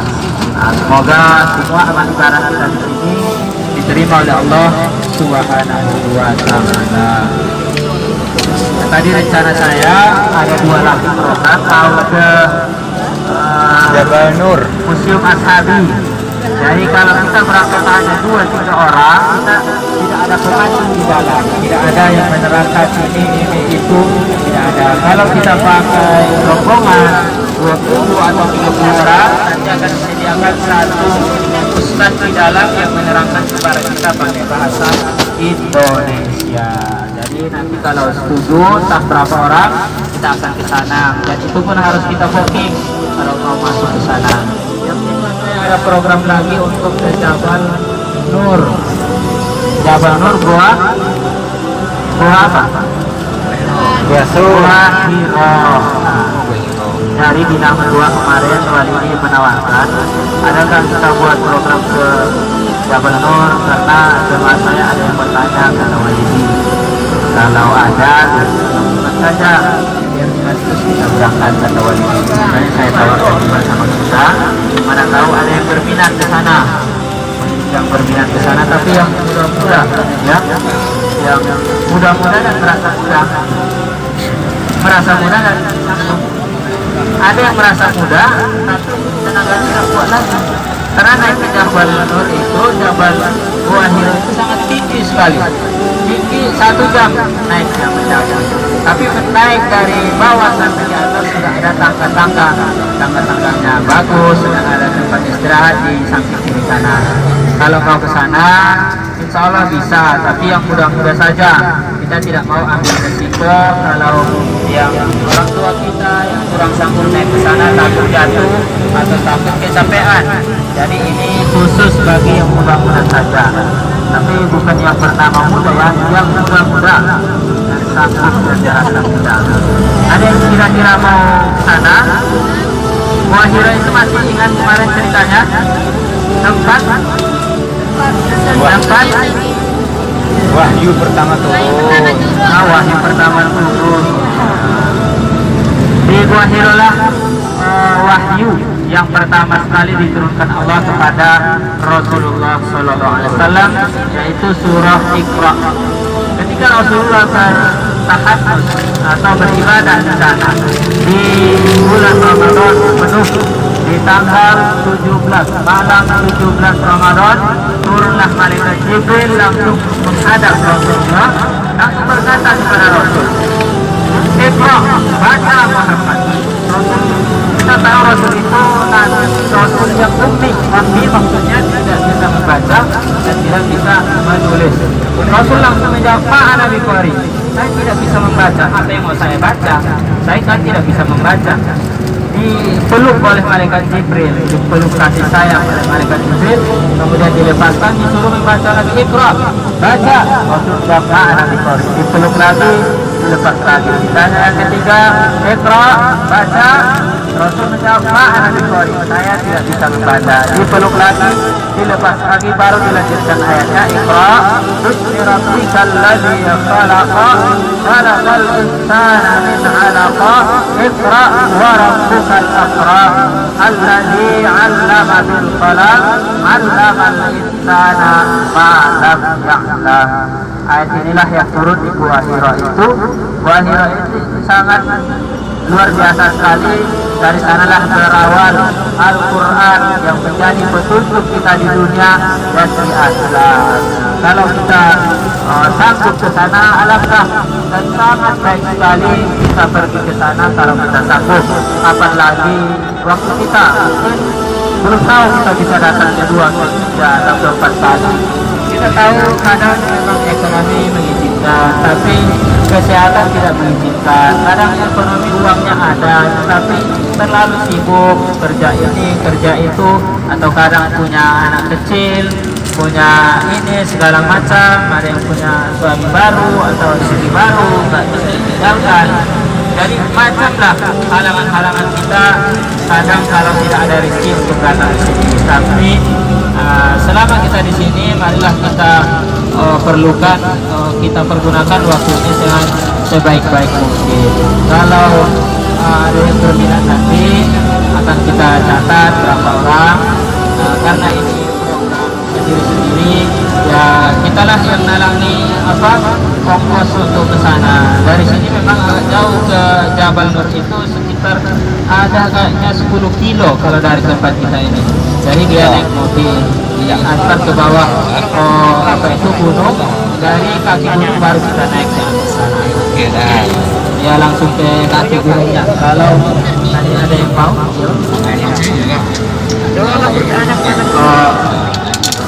kos mobilnya biasa 20 real, berarti 20 real pulang, 40 real.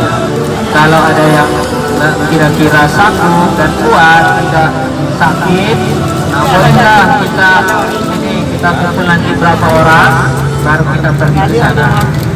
Nah Bapak Ibu sekalian, alhamdulillah kita sudah sampai di hotel kita, ziarah kita sudah selesai. Mohon maaf atas segala kesalahan dan kekurangan. Terima kasih atas segala perhatian Bapak Ibu sekalian. Semoga ziarah Marwah ini tempat kita berdiri, dan seperti ada agak menggulung sedikit ini, menggulung. Inilah pertapakan rumah Rasulullah bersama Siti Khadijah dulu. Sebesar inilah rumah Rasulullah bersama Siti Khadijah sampai sana. Sampai sini nih, yang agak menggulung ini. Ini sengaja mereka tunjukkan supaya masih kelihatan bekas rumahnya Rasulullah. yang gundukan ini Pernah mereka ratakan semua, akhirnya orang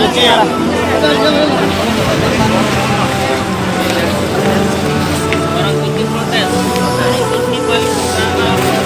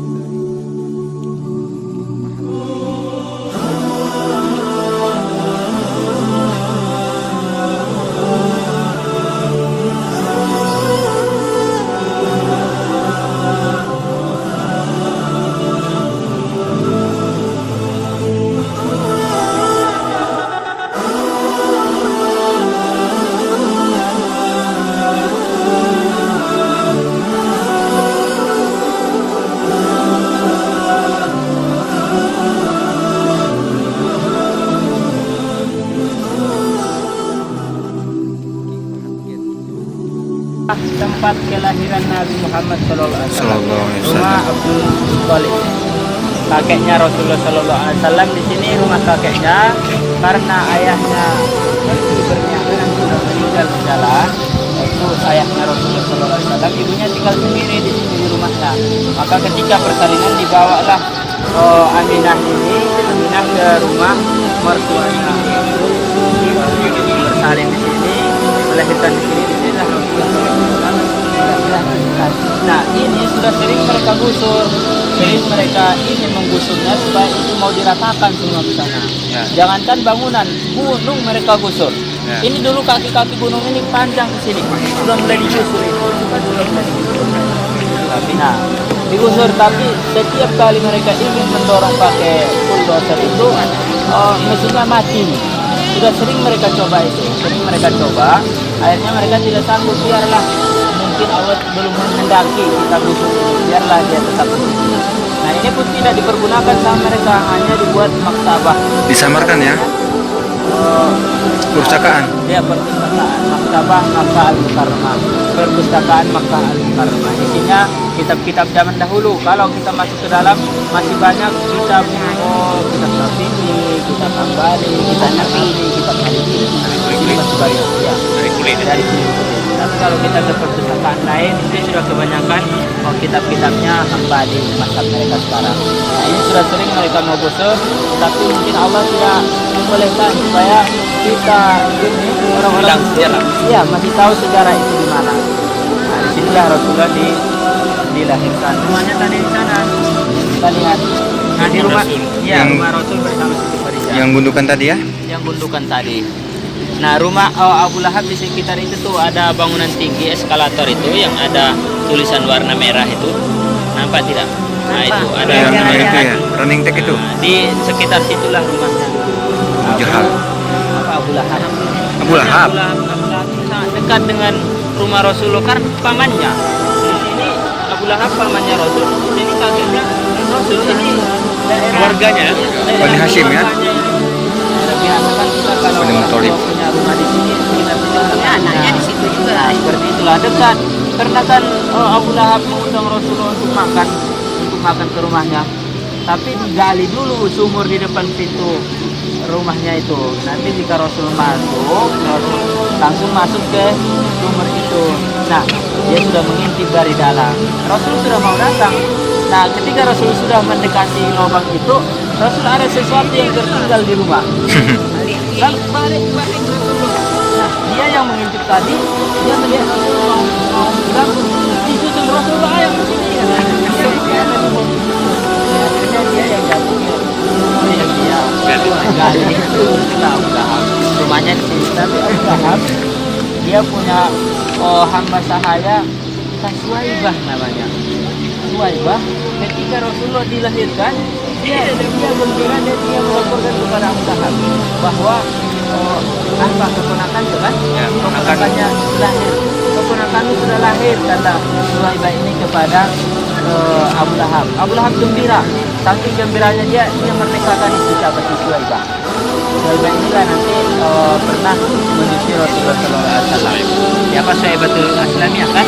Dan Halimatus Sa'diyah.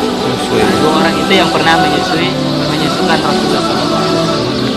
Nah, jadi Abu Lahab di dalam keterangan ulama-ulama kita, walaupun dia kafir, tapi Allah meringankan siksanya pada hari kelahiran Rasulullah SAW.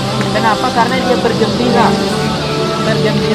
tahu Rasulullah sudah dilahirkan. Bayangkan dia saja yang kafir masih diringankan siksanya di dalam neraka oleh Allah. Apalagi kita yang muslim, kita bergembira itu menyambut Maulid Nabi, kelahiran Nabi Muhammad SAW. Bagaimana kita tidak gembira? Kalau bukan karena Rasulullah kita belum bisa agama Islam, belum tahu mana yang benar, mana yang salah. Wajib kita bergembira dengan datangnya Rasul. Jadi sebagian sekarang banyak orang yang mengatakan nggak boleh Maulid Nabi. Biarlah, bagi mereka nggak boleh, bagi kita yang boleh kita laksanakan. Selama ajaran itu dibolehkan Al-Quran dan hadis dan ulama-ulama kita kerjakan saja. Di sini tempat kelahirannya. Di sebelah sana ada tempat kelahiran jantan. Nah, itu Oh, kayaknya buka. Mau ke sana? Mau ke janda? Atau mau wudhu pakai air janda? Ayo wudhu kita ke sana.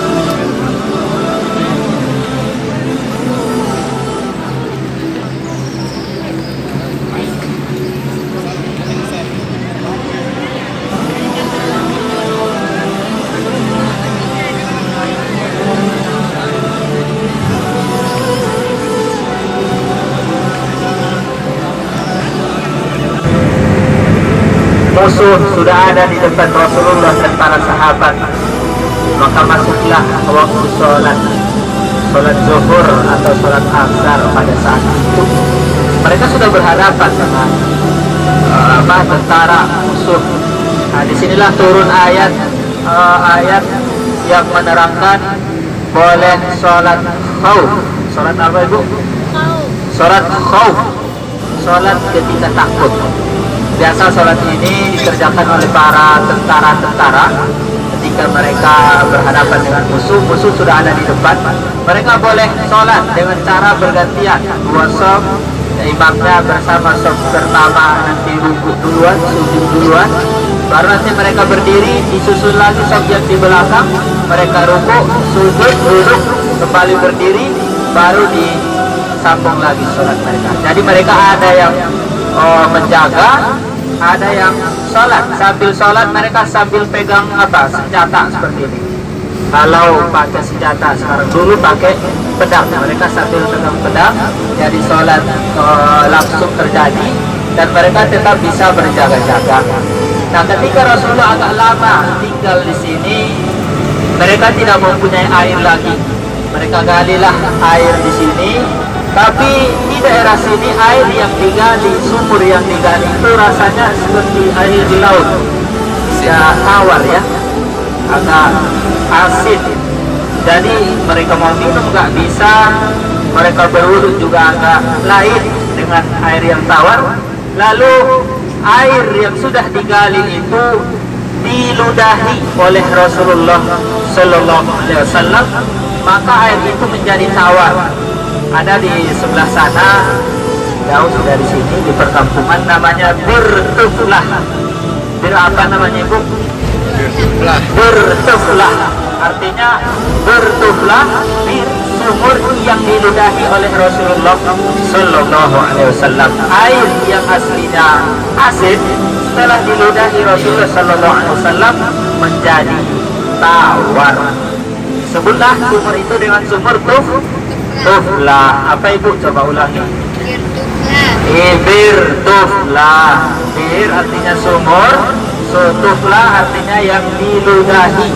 Sumur yang diludahi Rasulullah Sallallahu Alaihi Wasallam, akhirnya air itu menjadi tawar.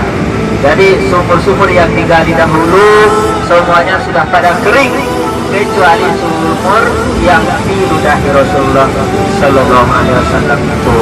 Sampai sekarang sumurnya masih ada, tapi sangat jarang sekali orang masuk ke sana karena memang ditutup oleh pemerintah Saudi Arabia. Mereka tidak suka terlalu banyak orang yang datang ke sana mengambil air. Nah, tetapi biasa kita yang tinggal di kota Mekah, kita punya nomor haris atau nomor sapam penjaga penjaga sumur Tuflah ada. Kalau kita di sana kita telepon dulu dia, boleh nggak kami masuk, ada nggak polisi di sana. Kalau nggak ada polisi, dia mau buka, bawa jamaah di sana, ambil air, kita timba pakai tadi, diminum dan dibawa pulang. Karena air yang diludahi oleh Rasulullah SAW adalah sangat berkah sekali, bisa diniatkan untuk obat, bisa diniatkan untuk segala macam. Ludah Rasulullah itu berkah. Jadi ada di sana namanya Bir apa Ibu? Bir Tuflah. Nama daerahnya Bir apa? Bir Usman. Nama daerahnya Bir Usman. Ada sumurnya namanya Bir Tuflah. Alhamdulillah, itulah cerita tentang tempat kita berpisahnya. Nah, kemudian kita lanjut dengan berdoa. Dia sudah dia naik ke sofa ini, dia naik ke atas, melihat apakah yang manusia di sekitar sini bisa minta tolong ataukah ada air di sekitar sini. Dia naik ke atas, tidak ada pertolongan, dia sudah berteriak minta tolong. Ketika dia menatap dari atas ke arah sana, ke arah bumi Marwah, dia lihat di antara seperti ada genangan air. Nah, di tengah-tengah itu dia berlari dari sana sampai di tengah-tengah situ tidak ada air. Ternyata kalau matahari sangat panas sekali, Kamorgana. kelihatan ada air kan? Itulah yang dilihat di azan itu. Sehingga dia berlari dari sana sampai di sini tidak ada. Tapi dia lanjut lagi ke sana, dia lagi ke sini. Tidak ada air. Seperti itulah sampai 7 kali dia berlari-lari. Tapi akhirnya ternyata walaupun dia berusaha di antara Safa dan Marwah, dia tidak mendapatkan hasil dari usahanya itu. Hasilnya dia dapat setelah Nabi Ibrahim sudah meronta-ronta, pertolongan tidak ada, Nabi Ismail, datanglah mereka Jibril menetapkan sayapnya, ujung sayapnya di bawah kaki Nabi Ibrahim. Nabi Ismail. Campurlah ujung sayapnya itu ke tanah di bawah kaki Nabi Ismail.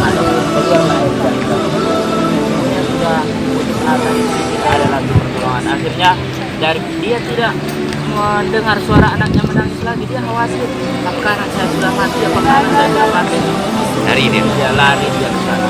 Sampai di sana ternyata Nabi Ismail karena dia sudah terasa ada air, diam dia. Dia masih kecil.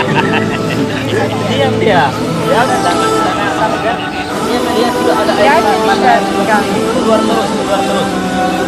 Jadi dia takut air ini menyebar ke sana, meresap ke air tak bisa diminum. Dia buatlah, dia dingin, dia buat dinginnya sambil mengatakan zoom, berkumpul. Dia bilang ke air itu berkumpul sambil dia buat dingin supaya tidak menyebar. Maka jatuhlah kembalilah air dan jatuh ke bawah membentuk seperti sumur ya. Tidak banyak air di dalam, tapi kita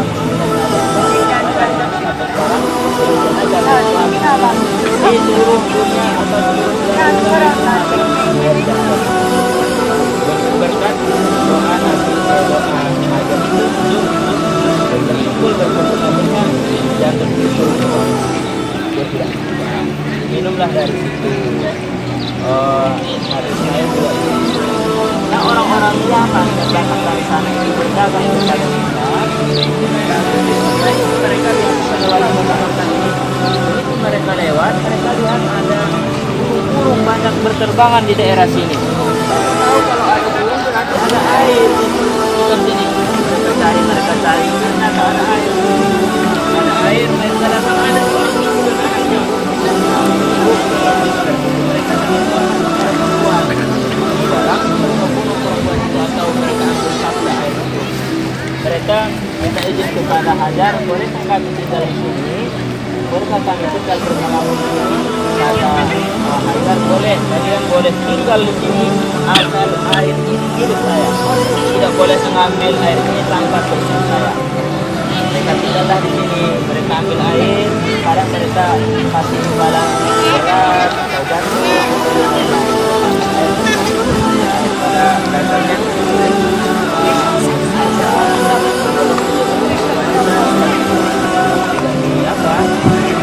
diganggu sama mereka, tinggallah mereka di sini tambah banyak.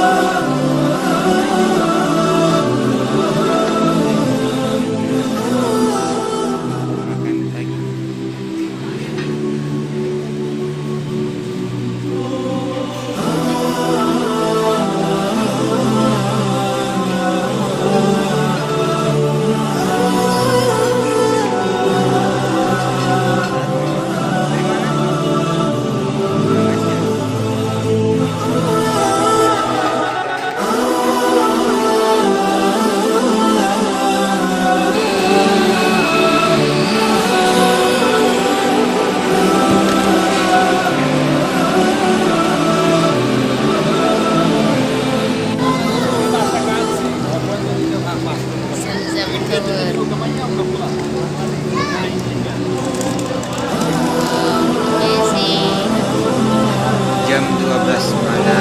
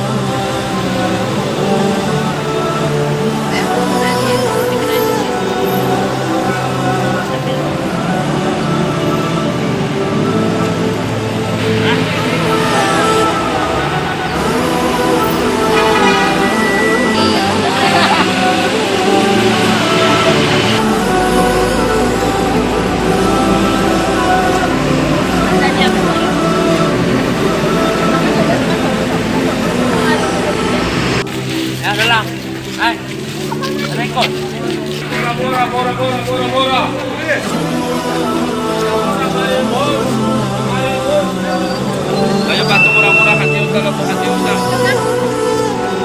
Orang ini. Orang ini. Malaysia boleh. Hati utang Ustaz, hati utang.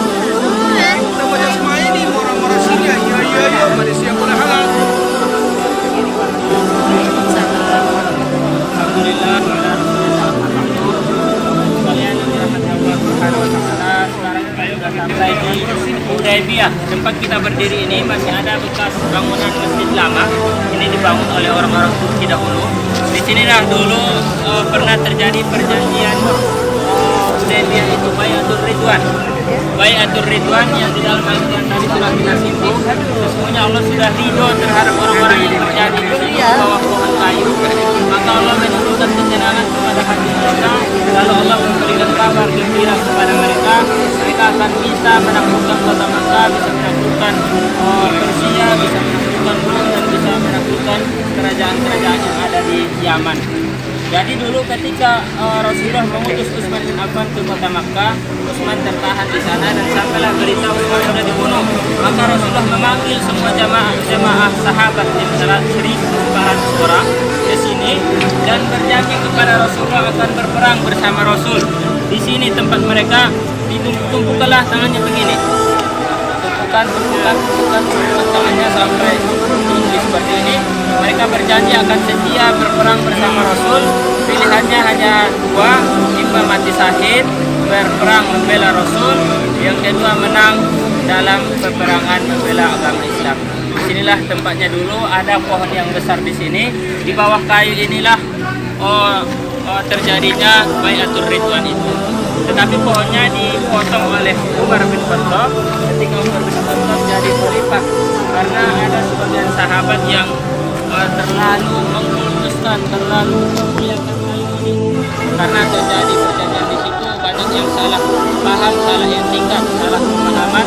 Mereka kadang cium kayu itu, mereka laknat, mereka apa segala macam, menyembah, berdoa, sholat menghadap kayu. Padahal tidak boleh. Jadi daripada orang-orang salah pemahaman, salah mengartikan pohon kayu itu, maka dipotonglah oleh Umar bin Khattab sehingga pohonnya tidak ada lagi sekarang. Dibangunlah di sini masjid. Nah, yang pertama membangun masjid Umar bin Abdul Aziz, kemudian diteruskan oleh orang-orang Turki Utsmani, terakhir inilah mereka buat. Nah, di masjid ini, masjid yang besar, disinilah tempat terjadinya penulisan perdamaian antara kaum muslimin dan orang-orang Quraisy yang ditandatangani oleh Rasulullah dan Amar orang Quraisy. Nah, disinilah tempat terjadinya, dan di sekitar masjid inilah mukjizat Rasulullah yang mengalir air dari jari jemari Rasulullah Sallallahu Alaihi Wasallam. Bayangkan air yang mengalir, padahal awalnya air cuma sedikit di embernya Rasulullah, dimasukkan tangan ke sana, tangan Rasul diangkat, mengalirlah air dari situ sehingga sahabat yang 1.400 orang bisa minum dari air, bisa berwudu dari air. Nah, itulah mukjizat Rasulullah yang terjadi di sekitar sini. Nah, inilah tempatnya, mungkin kita akan ambil foto di sini. Setelah itu kita sana nanti ada tempat duduk perempuan dan laki-laki. Yang mau umroh nanti gantikan imam laki-laki di dalam masjid. Yang ibu-ibu masuknya dari satu kosong. Nah, itu sebelah kanan. Disitulah tentara bergajah dihancurkan oleh Allah Subhanahu wa Ta'ala melalui burung ababil yang membawa batu dari neraka Sijil. Dijatuhkan batu itu kepada pengendara gajahnya dari kepala tembus ke bawah sampai kena gajahnya hancur terus sampai ke bawah. Itulah dihancurkan tentara bergajah. Nah, nanti sebelah kiri kita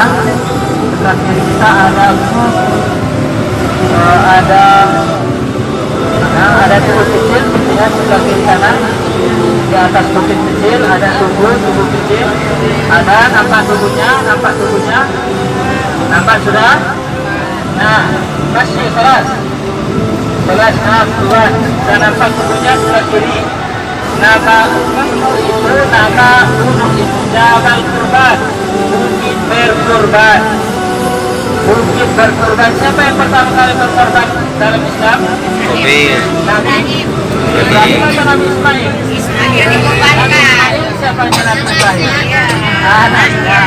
Jadi disinilah dulu Nabi Ibrahim ingin menyembelih atau ingin mengorbankan anaknya Nabi Ismail. Ini sebagai ujian yang Allah berikan kepada Nabi Ibrahim. Nabi Ibrahim menikah dengan Sarah hampir 20 tahun. Mereka tidak dapat keturunan. Kemudian Nabi Ibrahim menikah dengan Siti Hajar. Tidak begitu lama langsung mendapatkan anak. Bayangkan Nabi Ibrahim mendapatkan seorang anak. Begitu Nabi Ismail ini mulai dewasa, disuruh oleh Allah disembelih. Sebagai orang tua, kita tidak akan sakit, kita tidak akan tega menyembelih anak sendiri. Tapi karena itu perintah dari Allah Subhanahu Wa Taala, Nabi Ibrahim melaksanakan. Nabi Ibrahim bertanya kepada Nabi Ismail, wahai anakku, saya bermimpi Allah menyuruh saya menyembelihmu. Fanzur madza tara. Bagaimana pendapatmu, wahai anakku? Maukah kamu saya sembelih atau tidak? Kata Nabi Ibrahim. Nabi Ismail menjawab, padahal baru dewasa Nabi Ismail. Ya abati al-matumar, satajiduni insyaallah minas sabirin. Wahai ayah, kerjakanlah apa yang diperintah kepadamu. Saya akan bersabar, kata Nabi Ismail. Nabi Ismail mengatakan, ayah, biarlah, selesaikanlah perintah Allah kepadamu, sembelihlah saya akan bersabar, kata Nabi Ismail. Mana tempatnya tadi? Ada tempatnya. Apa namanya, Bu? Oh, Bukit Kurban. Apa namanya? Bukit Kurban. Kalau bahasa Arabnya Jabal Kurban. Ini semua Mina. Sama juga tadi. Di depan kita ada masjid dengan menara Kurban, nama masjid itu Masjid Kiri. Depan sebelah kiri, ada masjid kiri, Masjid Kiri namanya. Dan di sana yang jauh sebelah kiri kita sana, inilah Jamarat. Sebelah kiri Jamarat. Seperti ada payung putih di atas sana. Di bawah payung putih itulah jumrah yang pertama sebelah kiri sana. Nah, melempar jumrah itu di situlah jumrah termula, jumrah yang pertama di bawah payung putih itu. Nah, jaraknya 200 meter dari payung itu ke sananya ada payung lagi. Di bawahnya lah jumrah yang kedua. Nah, 300 meter ke sana lagi ada payung warna putih. Di bawahnya Jumratul Kubra atau Jumratul Aqabah, jumrah yang terakhir. Nampak sudah? Ini Mina, sebelah kiri kanan kita semua. Dan di sebelah kanan kita sana ada dua terowongan. Sebelah kanan nampak dua terowongan. Pada tahun 90-an pernah terjadi tragedi Mina. Banyak yang meninggal di terowongan Mina. Pada masa itu terowongannya hanya satu. Dan seorang yang masuk ke Mina dari satu terowongan itu dan yang keluar juga dari terowongan itu. Maka terjadilah tabrak menabrak di terowongan itu. Lalu kemudian dua terowongan nampak itu ada dua. Nama terowongannya terowongan Mu'aisim. Lalu pernah terjadi tragedi Mina ini pada tahun 90-an. Banyak yang meninggal karena seperti ini kan terowongan. Ini terowongan pada masa itu terowongan ini lampunya mati, listriknya mati, juga mati tuh. Jadi di sini gelap, tidak ada udara. orang mau masuk ke sana, orang mau keluar dari sana. Tidak saling melihat dari tabrak-tabrakan jamaah yang mau masuk dan yang mau keluar. Dari banyak yang meninggal di situ. Jalan kaki bu, jalan kaki pada musim haji ini kebanyakan jalan kaki. Nah, di terowongan itulah terjadi tragedi Mina pada tahun 90-an. Setelah terjadi itu marah Soeharto. Soeharto marah, kenapa terjadi seperti itu? Orang Indonesia banyak yang meninggal. Disuruhlah membuat terowongan sama Soeharto. Mereka buat terowongan satu lagi. Kita lihat tadi ada berapa terowongan? Ada 2 terowongan. Sekarang yang mau masuk ke Mina 1 terowongan, yang keluar dari Mina juga lewat terowongan yang lain. Nah ini masih ada. Inilah umat jamaah haji reguler kita. Di sini dulu belakang sana. Sangat jauh sekali dari sini ke Jamarat ini 4 kilo atau 4 kilo. Jalan kaki. Usianya berapa di jamaah kita? 60, 70, 80. Ada yang 100 juga. Jamaah menunggu 15 tahun. Atau hanya 20 tahun sekarang melaksanakan haji. Itulah di tempat saya ini kelalaian dari pemerintah kita, padahal kita jamaah terbanyak setiap tahun, baik umrah dan haji jamaah kita terbanyak, tapi kita tidak mau. Kami mau menjadikan, kami mau ini kita bisa misalnya yang seperti itu kepada mereka, tapi negara kita kurang ini, kurang tegas. Jadi artinya seperti itulah. Memang kita terbanyak, tapi kita yang disingkirkan tempatnya sangat jauh sekali. Tapi alhamdulillah itulah jamaah kita Indonesia. Orang-orang Indonesia itu sangat sabar sekali. Walaupun jauh, tapi karena mereka menunggu sudah berpuluh-puluh tahun bisa melaksanakan haji, mereka tetap semangat. Mereka terima semua apa aja yang ada. Yang penting kewajiban melaksanakan haji terlaksanakan. Tidak sedikit jamaah kita yang meninggal, banyak yang meninggal yang tidak bisa pulang ke Indonesia lagi.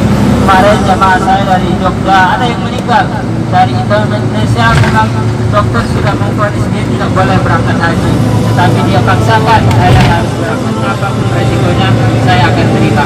Tanda tangan semua keluarga anaknya, dia berangkat. Kami bekah dulu selesai haji semua baru ke Madinah. Sampai kami di Madinah hari Jumat, sampai di Madinah dia sholat asar. Setelah sholat asar dia ke toilet, baru meninggal dunia dia. Melaksanakan haji selesai, dosa sudah dihapuskan, berangkat ke kota Madinah, dia bersalam kepada Rasulullah SAW dan sholat di Madinah di hotel 1 kali. Habis sholat dia mau pergi ke toilet, jatuh di toilet dan meninggal dunia pada hari Jumat. Bayangkan betapa hebatnya yang diberikan Allah kepada Bapak itu. Bapak itu Pak Somad namanya. Pak Somad tuh ya? Pak Somad, orang Jawa. Sempat kemarin di apartemen saya kusuk-kusuk Bapak itu, masuk angin saya kusuk. Dia memang orangnya ikhlas dan ibadahnya juga alhamdulillah baik. Selama dia bisa melaksanakan ibadah, dia akan ikut. Nah, dia selesai haji, dosanya sudah diampuni Allah Subhanahu Wa Taala. Sampai ke Madinah lagi bersalam kepada Rasulullah SAW. Saya datang, saya minta sabar kepadamu. Keadaan saya dalam keadaan sakit, memang tidak bisa berbuat apa-apa. Berikanlah syafaat kepada saya. Dia sholat asar dan habis sholat asar meninggal dunia. Dimakamkan di pemakaman Baqi. Pemakaman Baqi di samping Masjid Nabawi. Nah, besok kalau kita sudah ke Madinah, kita akan ziarah ke sana. Di pemakaman Baqi itu lebih dari 10.000 sahabat dimakamkan di sana. Istri Rasulullah sampai 9 orang dimakamkan di sana. Boleh? Masalah ini. Istri Rasulullah 9 orang dimakamkan di Baqi, 2 orangnya dimakamkan di Makkah. Satu di pemakaman Makkah, satunya di Jumrah atau di daerah Sudaisi. Dari istri Rasulullah yang yang masih kita lihat ada 11 atau 12 orang.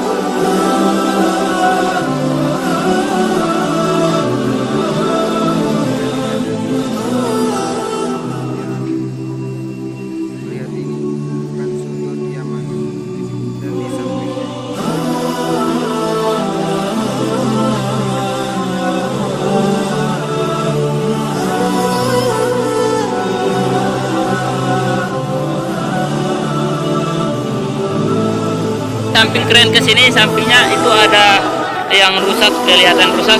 Ke situlah jatuhnya dulu keren yang jatuh pada. Oh ini. Besar banget. Kan banyak orang Indonesia. Ya.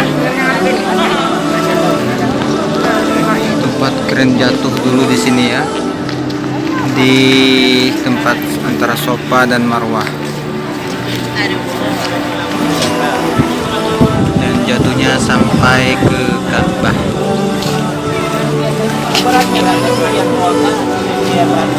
Tapi karena musim haji mereka tidak kerja, pemberatnya ini diambil dan itu berdiri hanya pakai mobilnya saja.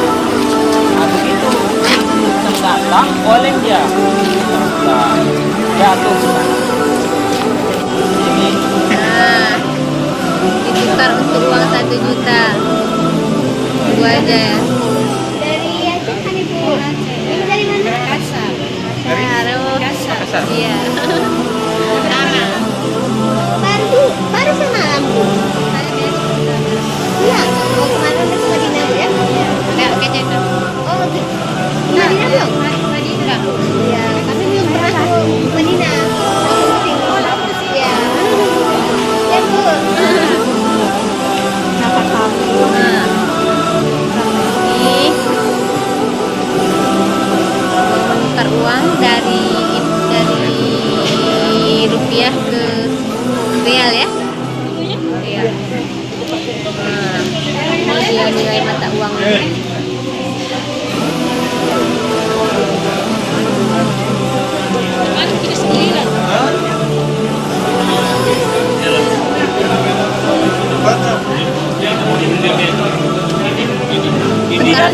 Tukarnya nggak susah ya. Kasih uangnya dan mereka langsung kasih uang. Iya. Tidak perlu takut untuk tukar uang. Lagi bercakap-cakap dengan bapak orang Arab.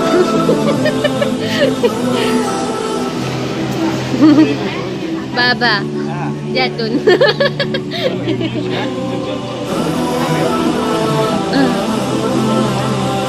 Ya. Oi. Indonesia. Indonesia. Yes. Arab. Jeddah Arab. Hah? Indonesia Arab. Oh. La ba'sa, la ba'sa. Oke. Afghanistan. Yes, yes. Afghanistan speak Arabic. Arabia. Oke. Oke, syukron. Iya. Sauda. Oke. Silakan dia masuk. Jika dia berniat baik, kita sambut dengan baik. Jika dia berniat jahat, saya yang membunuh duluan, kata Hamzah bin Abdul Muttalib. Begitu dibuka pintu, langsung dipegang begini sama Hamzah. Ini diangkat, diletakkan ke dinding. Apa maksudnya? Bagaimana Rasulullah? Udah lembut dia. Datang ke Rasulullah, baru bersahadatlah dia pada masa itu. Jadi Umar bin Khattab Islamnya di Darul Arqam di depan Rasulullah SAW. Setelah dia masuk Islam, dia mengatakan kepada Rasulullah, "Akunna alal haq ya Rasulullah." Apa kita benar? Agama kita benar wahai Rasulullah? Na'am nahnu alal haq. Kita benar kata Rasulullah. Sehingga kalau kita benar, kenapa kita bersembunyi-sembunyi ibadah? Ayo kita keluar ke Ka'bah. Kita buat barisan kita. Barisan saya satu, barisan Hamzah satu. Kita ibadah di masjid. Jangan takut lagi. Mulai sekarang saya masuk Islam, kita tidak boleh takut. Karena Umar ini sangat tegas dan sangat pemberani sekali dan kuat. Mereka keluarlah dari sini. Begitu Umar masuk Islam, mereka takbir dari sini. Allahu Akbar.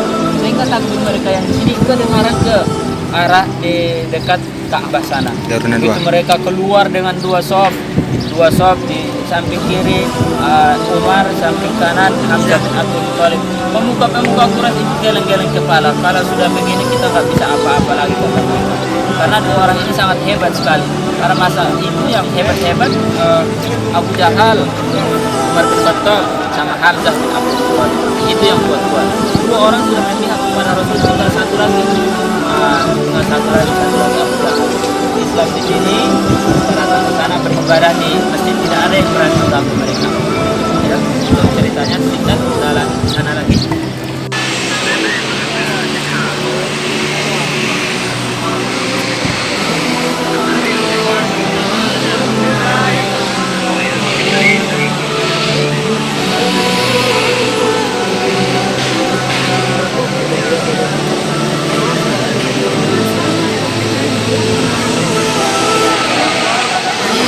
Ayo, dekat. Mana kita saudara? Di Jabar mah. Mana nih? Ya Allah, satu berkat sampai sudah ya Allah. Asya itu satu. Nih. Iya, Panas sekali saudara. Sangat panas. ringatan. Makin minum kah? Tara jam-jam.